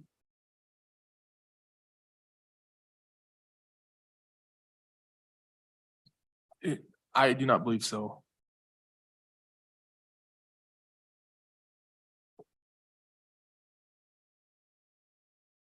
And educate me again on Section 8 vouchers. If somebody has a voucher and a property owner chooses to take it, they can take it, regardless of the location of the property. Okay, I just wanted to verify that. Any other comments or questions? Commissioner Bynum? I just have a question. So Ms. Jefferson, you're asking for a 30-day hold for the neighborhood. Is there an opportunity for the applicant to be at your meeting tomorrow? Is that part of what, like, for example, the hold on the earlier ones, is that applicant coming to your meeting? Yes, Commissioner Bynum, that's exactly what we like to do, is extend an invitation so that everyone would be able to be transparent and hear the concerns on both sides. Absolutely. Okay, I was just curious because I mean, I do appreciate the neighborhood conversation, and I was curious about, whether or not the actual applicants are able to come to your meeting and talk more with you. So I hope that would be feasible for A1, A8, and now B1. And Commissioner McKiernan, I don't know, we had a motion, but no second, and Correct. Callie does have her hand raised, but what I would observe here is that given the fact that the neighborhood group meeting is scheduled for tomorrow, if we were to hold this for 30 days and we were not able to connect the neighborhood group and the developer by tomorrow, then our 30-day hold is kind of pointless. So I would say that if we were to hold it over, that we would ask the neighborhood group to find a way to have an extraordinary meeting outside of their normal schedule, at which point the developer could go ahead and converse with the members of the neighborhood group. Ms. McLaughlin, I see you have your hand up. Yeah, Judd, can you clarify if they were planning on replatting this? If they need a replat, especially given that sliver of a land, that H parcel, that replat is likely to be subject to a planning and zoning entitlement and that would also initiate the public engagement process. So do they intend to replat? I would think. Say, when I look at this, when I consider their proposal, I can't see any way other than replatting at least two of those. That's correct. This is Wendy with legal. That is correct. They would have to replat that. Also, I would note that this application has actually been pending for 3 months now because of the fact that the agenda has been pulled a few times. And I would have to add to that, I've had a land bank advisory board meeting 3 times and presented this 3 times. And what has been the outcome of the advisory board meeting on those presentations? I haven't received any comments on this application or B2. Given the fact that there has been no engagement or no comments from Land Bank Advisory Board, given the fact that replatting would evidently trigger a need for further action in preparation for building, it seems to me that we could, okay. I think we can do. No, we still have a quorum. Correct. Sorry. No worries at all.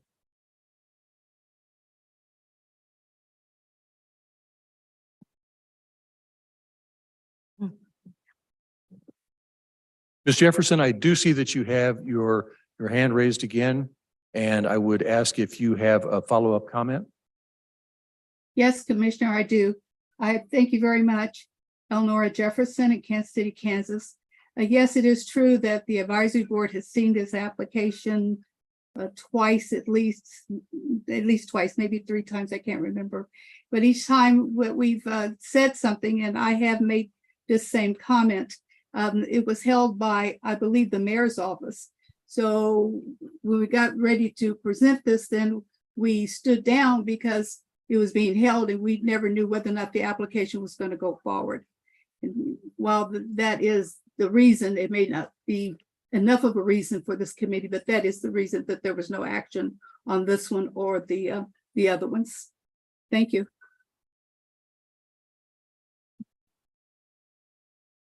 Thank you very much. Commissioner Bynum. So sorry. So, Miss Elnora, are there, as far as the remaining items, is this the only remaining one where you and your neighborhood would be asking for a hold? Thank you. Is there one? Go ahead. I'm sorry. Thank you, Commissioner Bynum. Elnora Jefferson at Kansas City, Kansas. It would be this application B1 and it would be the following application B2. For the same reasons, what has it? Well, never mind. We'll get to that one, I guess, next. I was just trying to get a handle on, how many more really, but at that, for this reason, Commissioner Chair McKiernan, I would make a motion for a 30-day hold on item B1.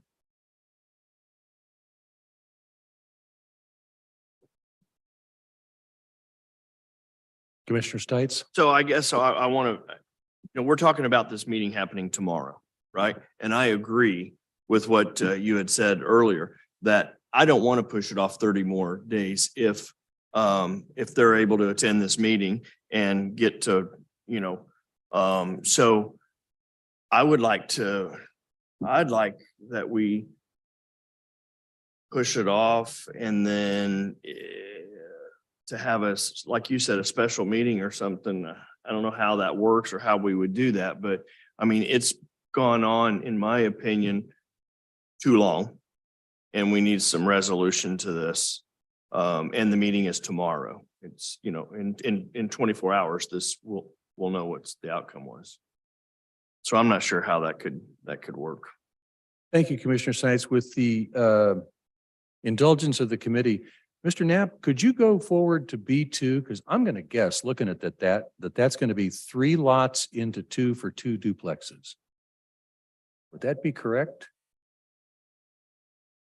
This one's a little different. This is more like a row house type of thing. So it's. gonna be Okay, like never a mind. If building it's with not, 4 units. if it's going to be dissimilar to B1, then let's just hold that for itself. If it was going to be the same thing. So what we know now is that if we were to hold it for 30, we ask that the neighborhood group specifically reach out to this developer and have a meeting for the purpose of airing issues before this comes back to our committee in 30 days. But we also know that if the applicant intends to replat these, that's going to trigger a public engagement process anyway. So we could approve the option and that would trigger a public engagement process. Commissioner Bynum, that would be for B1. Oh, just B1. B1. I'll also say, when do we vote on these applications for full commission?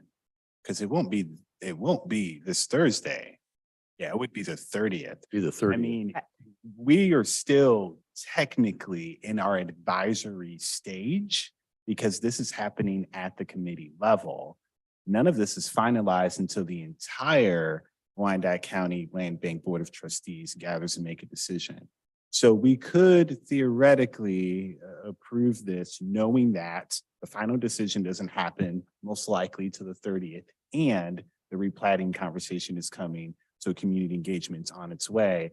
That kind of kills 2 birds, 1 stone. I would hate for this applicant to, 3 months is just, we've talked a lot about how long it takes to get through red tape at the UG.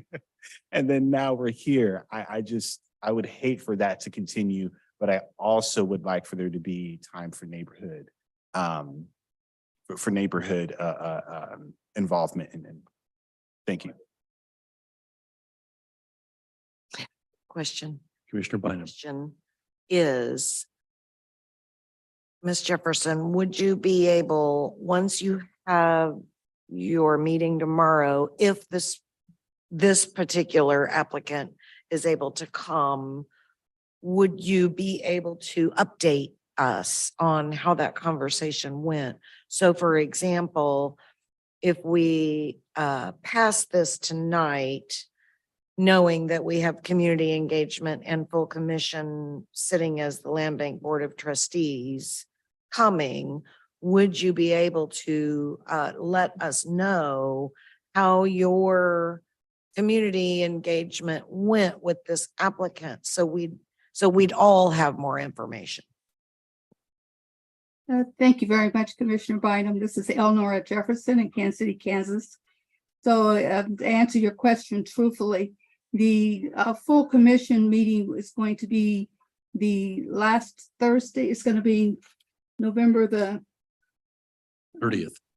Okay, it's not going to be the 16th. It's going to be 16th. Okay.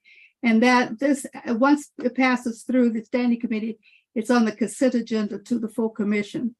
So then that would mean that a commissioner will have to pull it. I don't believe that I'm allowed to pull it. So the question would be that if it's pulled, then you would want to have, or this committee would want to have a recap or the report by Oak Grove neighborhood about that meeting. Is that correct? Yes, and I was wondering if you'd be able to provide it, prior to the 30th. Also, I think a community member cannot, they are shaking their heads at me. So only a commissioner could pull it. I mean, I think the other thing is that I do recognize and sympathize because sometimes those land bank applications are occurring on our agenda at 11 p.m. So there is that consideration. Tonight it's much earlier, Commissioner. Okay, but at any rate, perhaps you could at least provide by email to, for example, Judd, and copy in our legal counsel so that they could then share with us, the members of this particular committee, the outcomes that occurred of your neighborhood meeting and then any subsequent community engagement. That would be a request, And if really. there are no outcomes presented, then there is no reason for any member of the commission to pull this item from the land bank agenda of the 30th. Okay. Is that a motion, Commissioner Bynum? You've already had. I had made a Long motion. enough ago. I had made one. Should I retract it? There was no second to my motion. Ah, do we have a second to the previous motion? There is no second. I'll ask for a motion on item B1.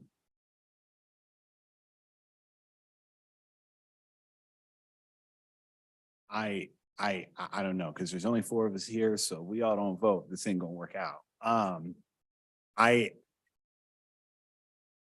Ms. Jefferson, are you still there? I believe I am. Can you hear me? Commissioner? Yes, we can hear you. Yes. we can. Okay.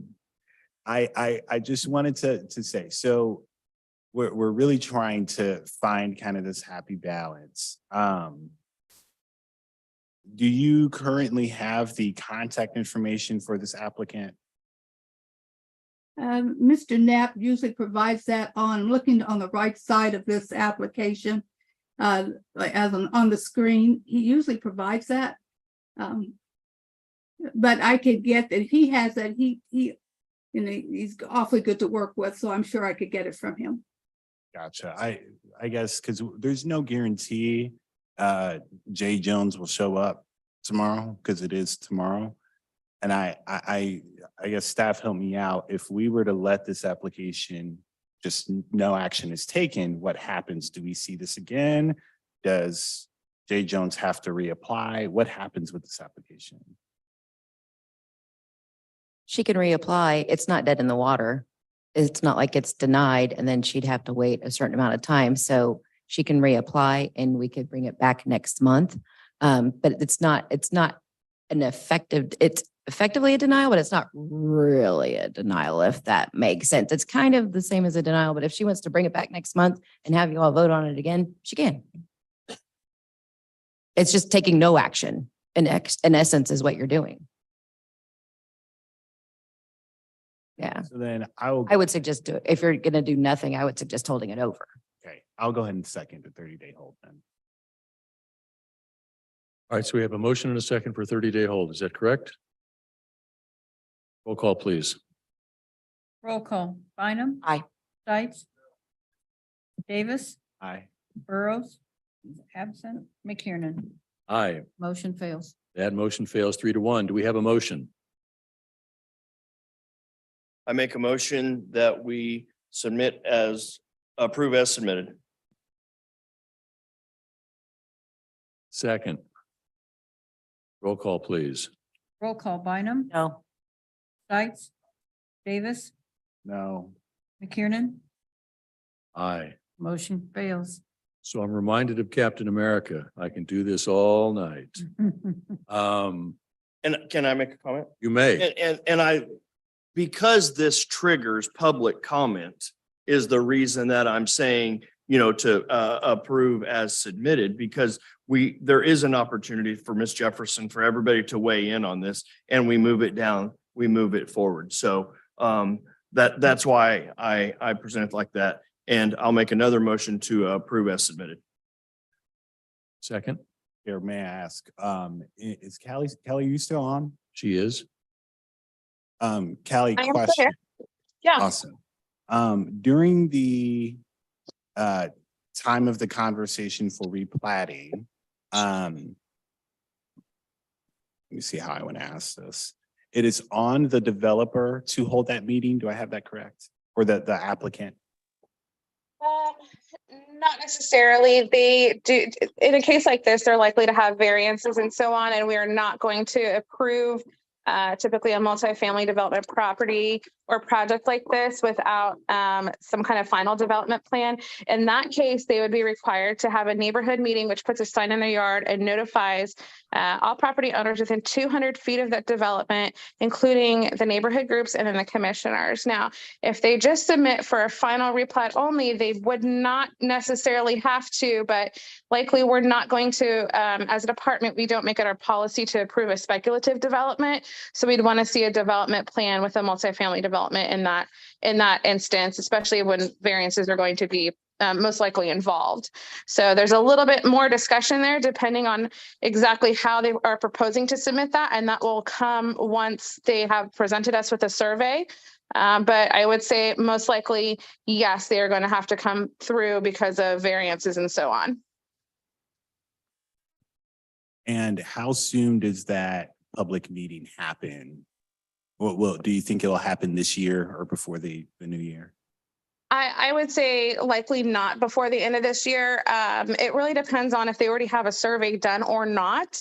Right now, if they were to submit an application, including a survey and meeting all the requirements, the earliest they could be heard would be the second week of January, which I believe is January 13th without looking at a calendar.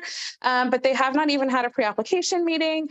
They would still need to have a surveyor on board. Typically, I found that it takes about 4 months or so to get a surveyor to present a document that we can look at.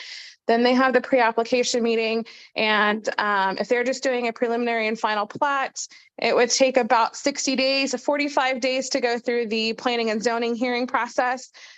Even if they do not have a neighborhood meeting, they still have a open hearing item on the planning agenda that would be reviewed. If they have to do a board of zoning appeals or a BOZA variance application, it kicks them back to about 120 days. And that would mean that not only do they have to do the general planning entitlement process, they still have to file the milers and so forth. So I'd say that they're looking at about 6 months, depending on when they have a surveyor engaged and how quickly they can move that through. And if they already have building plans, again, we would want to see building plans to eliminate the element of speculation on that. Gotcha. And that is, and all of that is assuming this gets approved or moved through tonight. Correct. So if it got approved tonight, and let's just say by tomorrow, they could say, hey, planning and zoning, we have our survey, here it is. Then they would have to still register for pre-application meeting and then get on that planning and zoning schedule. So the earliest they could be heard would be February, I believe. Gotcha. And that's if they had something to present tomorrow. Gotcha. There is most likely comfortably, I can say, given that information, there will be opportunities if we were to approve this for the neighborhood groups to engage, because that was a 6-month timeline where there will be adequate time for us to engage. My worry is that if we say no, there is no conversation that happens. Most likely that neighborhood group may or may not be meeting, but who knows if the developer is able to come. And then now that 6-month timeline turns into 8, turns into 9. And then we just don't have anything that's there. So I will be supporting this motion, knowing that there will be most likely ample opportunity for neighborhood engagement. This is Wendy with legal. I'm going to have to weigh in on this. So if we're going to do a motion to approve because it was previously denied, the people that denied it the last time are going to have to do a motion for reconsideration.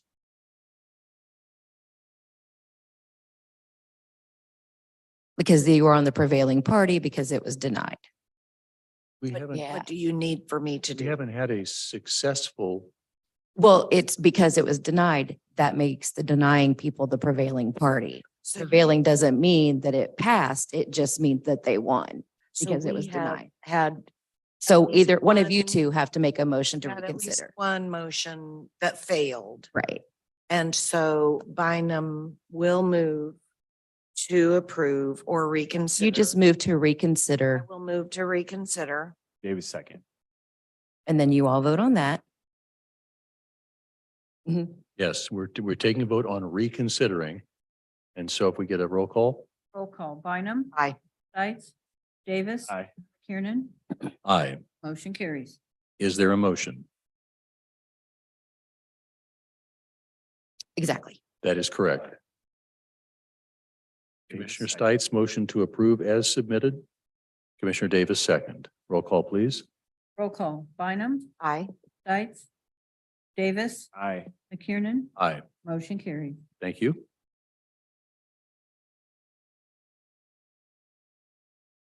That takes care of B1. Mr. Knapp, B2.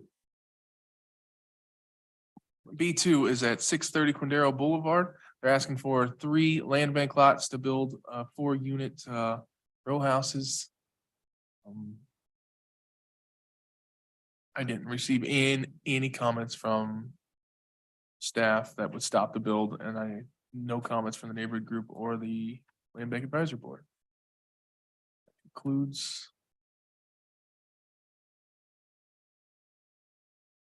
Commissioner Bynum? I think Ms. Jefferson was going to ask for the hold on this.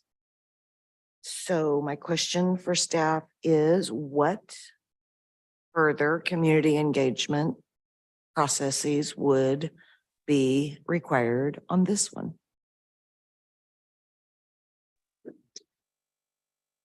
Commissioner Bynum, if I may, this is zoned RP5 for a planned apartment district. So multifamily would have to go through the commercial design guideline requirements and would be subject to the planning commission final preliminary and final development plan.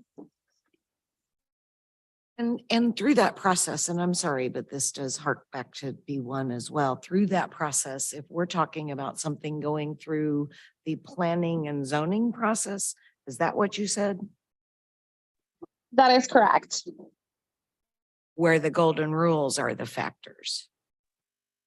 That is correct. Again, just because this is kind of an older part of town and we do have ordinances that are aimed at developments that are probably west of 635, we would have some variances that might be asked for regarding lot size or minimum square footage requirements, parking, so on and so forth.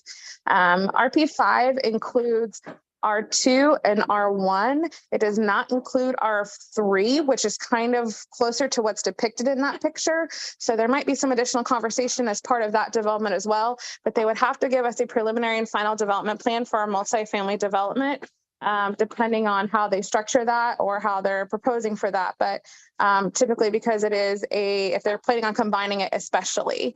So if they're planning on doing it as each one being one individual parcel, that might eliminate a little bit of that, but they would still be subject to the narrow lot design guidelines, which then again, I would also be subject to reviewing that as well for compliance within the district. So if depending on how they combine the lots and the way that they propose their multifamily development, there would be some level of engagement there. Again, they're probably going to have to go through a survey replat process, depending on if they're rentals and so on. So there will be some kind of engagement. Maybe not neighborhood, depending on how they split them, but likely because it is a planned district, they would need a preliminary and final development plan. Thank you.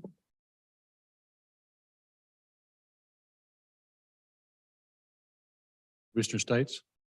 Oh. Thank you. I'll ask the clerk if we received any public comment related to item B2. No comments were received. I'll recognize Ms. Eleanor Jefferson, who has her hand up rather. Ms. Jefferson, if you'd share your comments on item B2, please. Thank you very much, Commissioner McKiernan. This is Elnora Jefferson. I live in Kansas City, Kansas. I'm president of the Oak Grove Neighborhood Association. The Oak Grove, this particular area in Oak Grove differs a little bit from B1 in the sense that this is in the development area, in the OTIF area where we talked about the earlier Peregrine Balkan lots. To the best of my recollection, the TIF has not expired in this, and I am unaware of the status of the development agreement. And so with that being unknown, the reason for the neighborhood agreement is to bring all of that information to bear, because although we have asked for an update to that information, we have never received it. So the temporary 30-day hold would allow us not only to listen to the developer and what the developer intends to do and how that would fit within the neighborhood the scheme, as well as to answer those unanswered questions that we've had for, well, the TIF is about 20 years old. So it's an old area that has been stalled on development. Thank you. Commissioner Stites. Yeah, if there's a TIF only runs 20 years. Right. So has that not ran its course? And if Ms. Jefferson, I'm not sure who, she said, she referenced that she has reached out to get that information and she's yet to receive that. I'm not sure who that person is or group is that she's reached out to. Is it appropriate to ask her who that, Ms. Jefferson, who have you reached out to there? So we can make sure you get what you need. Yes, thank you very much. This is Elnora Jefferson. Kansas City, Kansas is where I live. I have reached out to Mr. Knapp to let him know that those conditions exist in the Oak Grove neighborhood, period. And I can't remember Commissioner Stites because I want to be truthful. I'm sure that I have made this mention, but I can't tell you to whom I have. I know that Mr. Murray was in the community development, director of community development when this was put forth, because the Peregrine Falcon TIF changed its boundaries even at that point. So that's, but being as truthful as I can, that's it. I have asked several times about the TIF and the developers agreement. Oh, and the developer of record, which was Bob Hughes. I'd also ask him about his development agreement. So. Okay, I appreciate that answer. Still, there's a clock that is set whenever there's a TIF plan put in place, and that clock is 20 years. So I'm not sure when that clock runs out or has ran out. So I appreciate that. Thank you. Thank you. Any other comments or questions?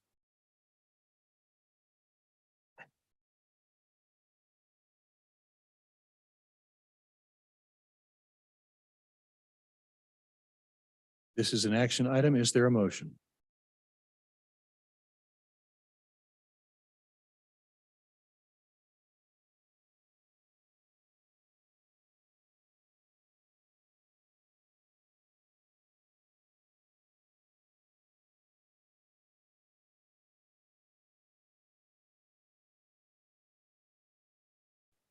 Commissioner McKiernan.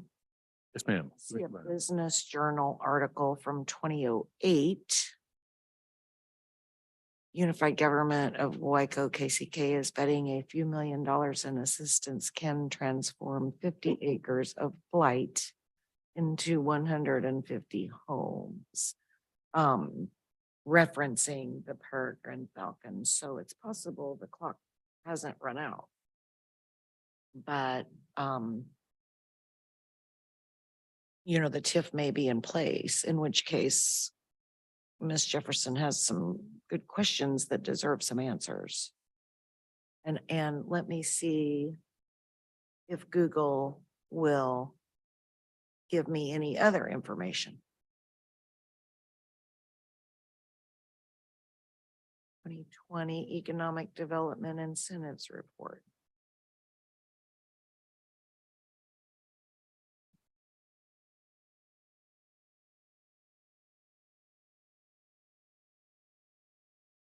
While this is, research is going on, I appreciate it, but I don't know that, and I appreciate what Commissioner Bynum's doing here, looking that up, but I don't know that we can rely on something that Google comes up with. And I wish that this answer had been, this information had been given when requested so that we weren't in this, situation. It frustrates me that we are here on this and that there has been questions that haven't been answered. And then we're supposed to figure it out on the fly. So my motion is that we hold this over for 30 days. Davis, second. Motion and a second to hold over for 30 days. Roll call, please. Roll call. Bynum. Aye. Stites. Davis. Aye. Kiernan. Aye. Motion carries. Thank you. Mr. Knapp, that takes us into the C group. C1, please. Yes, C1 is at 3113 Strong Avenue. It's actually for 2 lots. They want to build an event space with the parking lot being at this 1419 lot behind it. It's currently a parking lot today. We seen this lot about like a year and a half ago. They were going to build a bank here, but then that option fell through. And then we got a new application for this event space. Same developer was going to build a bank? No, Different developer. different development. Where was the container village going to, or the container entertainment district going to go down here? That was right here too. Same place. Yes. And then Comments or questions from the committee?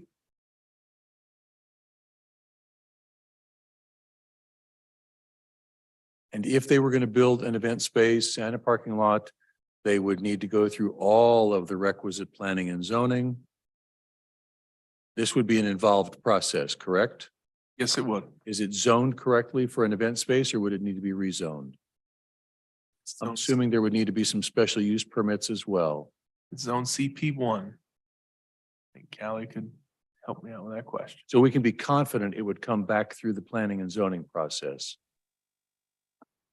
Commissioner, that is correct. A event center would require a special use permit. Additionally, this is a planned district, and depending on the hours and things like that they're asking for, they might also have to change their zone. We would probably, since the parcels are not together, there is a street or alleyway in between them. We'd have to verify parking agreements and so on and so forth. It might require like a parking variance. Event centers have their own because they're not technically on the same parcel. So there would be a number of planning entitlements that would have to occur before that would able to come to fruition. Thank you, Ms. McLaughlin. I appreciate that. Any other comments and questions from the committee? To approve. Before we hold that motion, I'll ask the clerk if we received any public comment related to item C1. No comments were received. I'll ask if there's anyone joining us online who'd like to offer comment on C1, 3113 Strong Avenue. I see no hands raised online.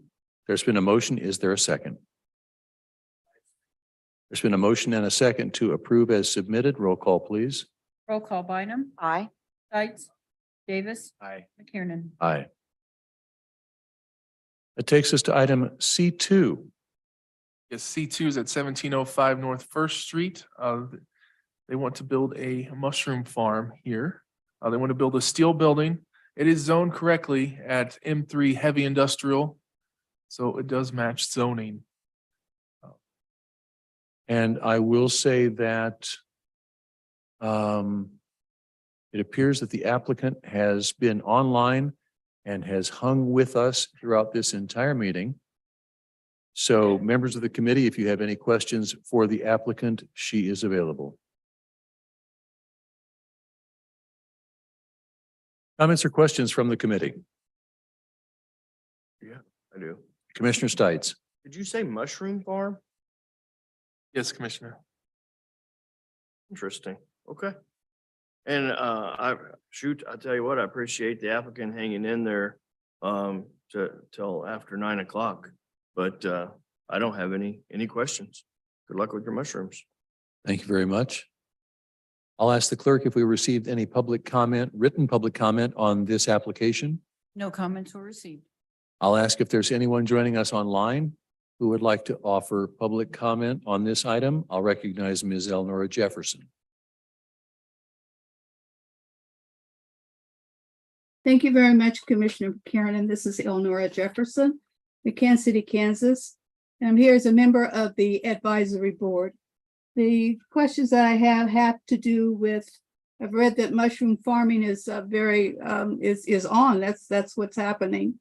But the question that I have, and one that I raised at the Land Bank Advisory meeting, was how this particular development would affect the sale or be affected by the sale of the Juniper Gardens by the Housing Authority. And that question I was told would be something that would be handled or asked at the mayor's meeting that's downstream from the advisory board. And I don't know what the answer is on that. The other two questions that I have is, we've looked at this particular part of town before for the Congolese farm, as well as the other types of urban farming that people want to do. And I would ask whether or not there's been a soil assessment and what the readout is of the results of that assessment, or will the mushrooms not be grown in the ground? I don't know anything about that. And then the third thing is the fact that there was an EPA issue, EPA contamination issue that the EPA addressed several years ago in this part of town. So once again, I'm here to ask for a 30-day hold to be able to talk with the applicant. The MBR would like to talk with the applicant and ask these questions. The gentleman who heads the Mayor's Environmental Sustainability and Green Energy Task Force would be part of that particular discussion as well. Thank you. Thank you, Ms. Jefferson. While I appreciate the environmental concerns that you've raised, that actually is outside of the purview of the Land Bank Committee. And that would need to be something that the applicant would need to address with the relevant authorities, at least it seems to me. Wendy, I'll just ask for clarification on this. Yeah, that is absolutely correct. And that's again why this is an option. So they can make sure that they would check into all of that first. Thank you very much. I would also point out that the Juniper Gardens Training Farm is within a half a block of this. So there is farming that's taking place in this area already. I would ask the applicant, Ms. Harshfield, you are online, and if you'd like to offer any comments to the standing committee, I would invite you to do so at this time. Looks like we've got you unmuted and you are able to share comments if you choose to. Hello, Amelia Harshfield here. Thanks for chatting. Ma'am, I'm sorry, just 1 second. If you could just give us your city of residence for the record and then continue. Yep, Kansas City, Missouri. Mushrooms can be grown in several ways depending on the different kinds. The kinds that I am currently looking at growing for commercially are and can be grown indoor. Actually, are preferred to be grown indoor because of the requirements with the humidity and certain light. And it's just not well grown outside in Missouri year around. So it would all be indoor production. So ma'am, I see in the application that Mr. Knapp has up before us, there's a picture of a building, a commercial building. Is this fairly representative? You would build a building and your mushrooms would be grown inside that building, not necessarily in the ground, but in raised beds? No, they're grown in rooms really that you can control the humidity and light in. 3 different rooms are going to be required. Okay, so all right, thank you very much. We really appreciate that. Commissioner Stites. Yeah, and this is currently zoned industrial, so it meets the zoning, correct? And so that we, again, the questions that were raised are outside of our purview, and that the other questions that were raised will be answered at a later date. And with that being said, motion to approve is submitted. David, second. There's a motion and a second to approve the option as submitted. Roll call, please. Roll call Bynum. Aye. Stites. Davis. Aye. McKiernan. Aye. Motion carried. Thank you. Mr. Knapp, C3. All right, C3 is at 68th South 7th Street Trafficway. This is for a e-commerce business. They need a special place that they could run their business out of.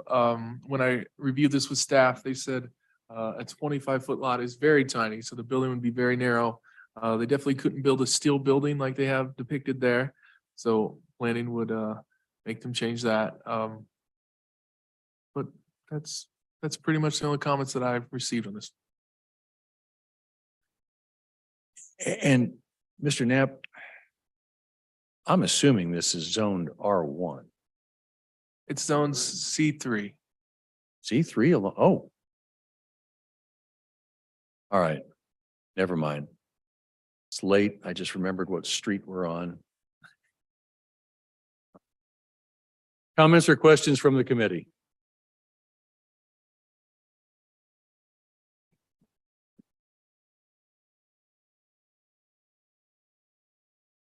I'll ask the clerk if we've received any written communication regarding item C3 at 68 South 7th. No comments were received. I'll ask if there's anyone joining us online who would like to offer public comment about C3, 68 South 7th. I see no hands raised. Is there a motion? Davis, second. There's been a motion and a second to approve as submitted. Roll call, please. Roll call Bynum. Aye. Stites. Davis. Aye. McKiernan. Aye. Motion carries. Thank you very much. Mr. Knapp, that takes us into item 2, which is not showing up on my computer at the moment, but I believe it's property transfers. Yes, Commissioner, I believe we can do PT1 through PT5. All right, PT1 is it's for a unbuildable lot as a yard extension. It's unbuildable because there's no access to a road there. PT2 and 3 are actually tax sale properties that got kind of left behind. This is just our database cleanup to move them from UG ownership into the land bank. PT4 is a little confusing, but this was a bank error with the legal descriptions. This was not the UG's fault that this happened. The owner of the house thinks they actually own the home, but they actually own the lot right next to it. So this request is to fix the bank's error and to transfer the home into their ownership that they think they own. All right. Commissioner Bynum. So on PT4, first it has to come to land bank and then to them, or when we say property transfer? The land bank owns the lot that the home is on currently. So way back in 2007, it was owned, both the lot with the home and the vacant lot next to it were owned by the same people. So, but then the mortgage company foreclosed, but they only foreclosed on the vacant lot. They did not foreclose on the property with the house on it. And then the property with the house on it ended up in our tax sale. And it went into the land bank. So the people that are living in the house, when they bought it, they thought they were buying the house. Everybody thought they were buying the house, but they only purchased the legal description of the vacant lot.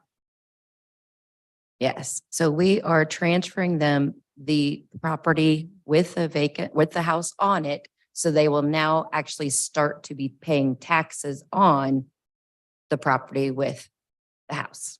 That one raises my eyebrows, but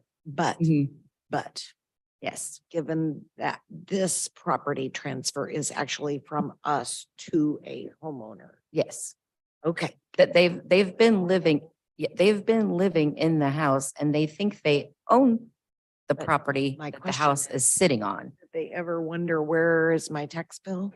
I honestly couldn't tell you. That was my only hesitancy in all of this is they actually didn't come to us with this.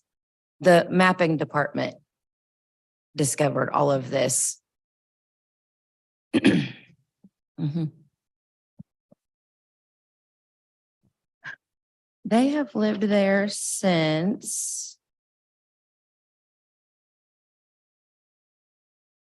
Let me see.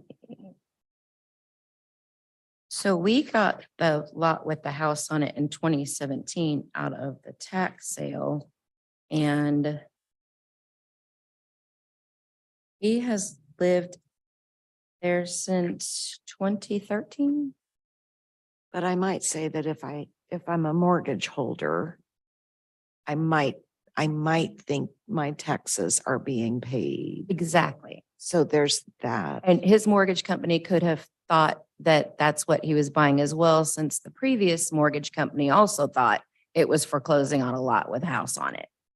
So at some point it could have been, and if I remember correctly, also our mapping department had to tell our clerk's office that they needed to swap addresses for parcels because the legal descriptions were attached to the wrong parcels. So it's been a mix up since the mortgage company messed up the foreclosure in 2007. So this is just righting the error that that bank made back in 2007. Very good. PT5. BT5 is a donation into the land bank. It is tax current and it's passed our title search, so we can take it. That concludes the property transfers items. Yes, we can. First of all, I'll ask if there's any public comment on received for items PT 1 through PT 5. No comments were received. Thank you. I'll ask if there's anyone joining us online who'd like to comment on items property transfer 1 through property transfer 5. Seeing no hands raised. Motion to approve PT 1 through PT 5. Davis second. There's been a motion and a second to approve all property transfers as submitted. Roll call, please. Roll call Bynum. Aye. Bites. Davis. Aye. McKiernan. Aye. Motion carries. There is no more business before us this evening. Is there a motion to adjourn? Davis so moved. There's a motion and a second to adjourn. Roll call, please. Roll call Bynum. Aye. Bites. Davis. Aye. McKiernan. Aye. Motion carries. Thank you. Business of this committee is concluded. Thanks to everyone for your work.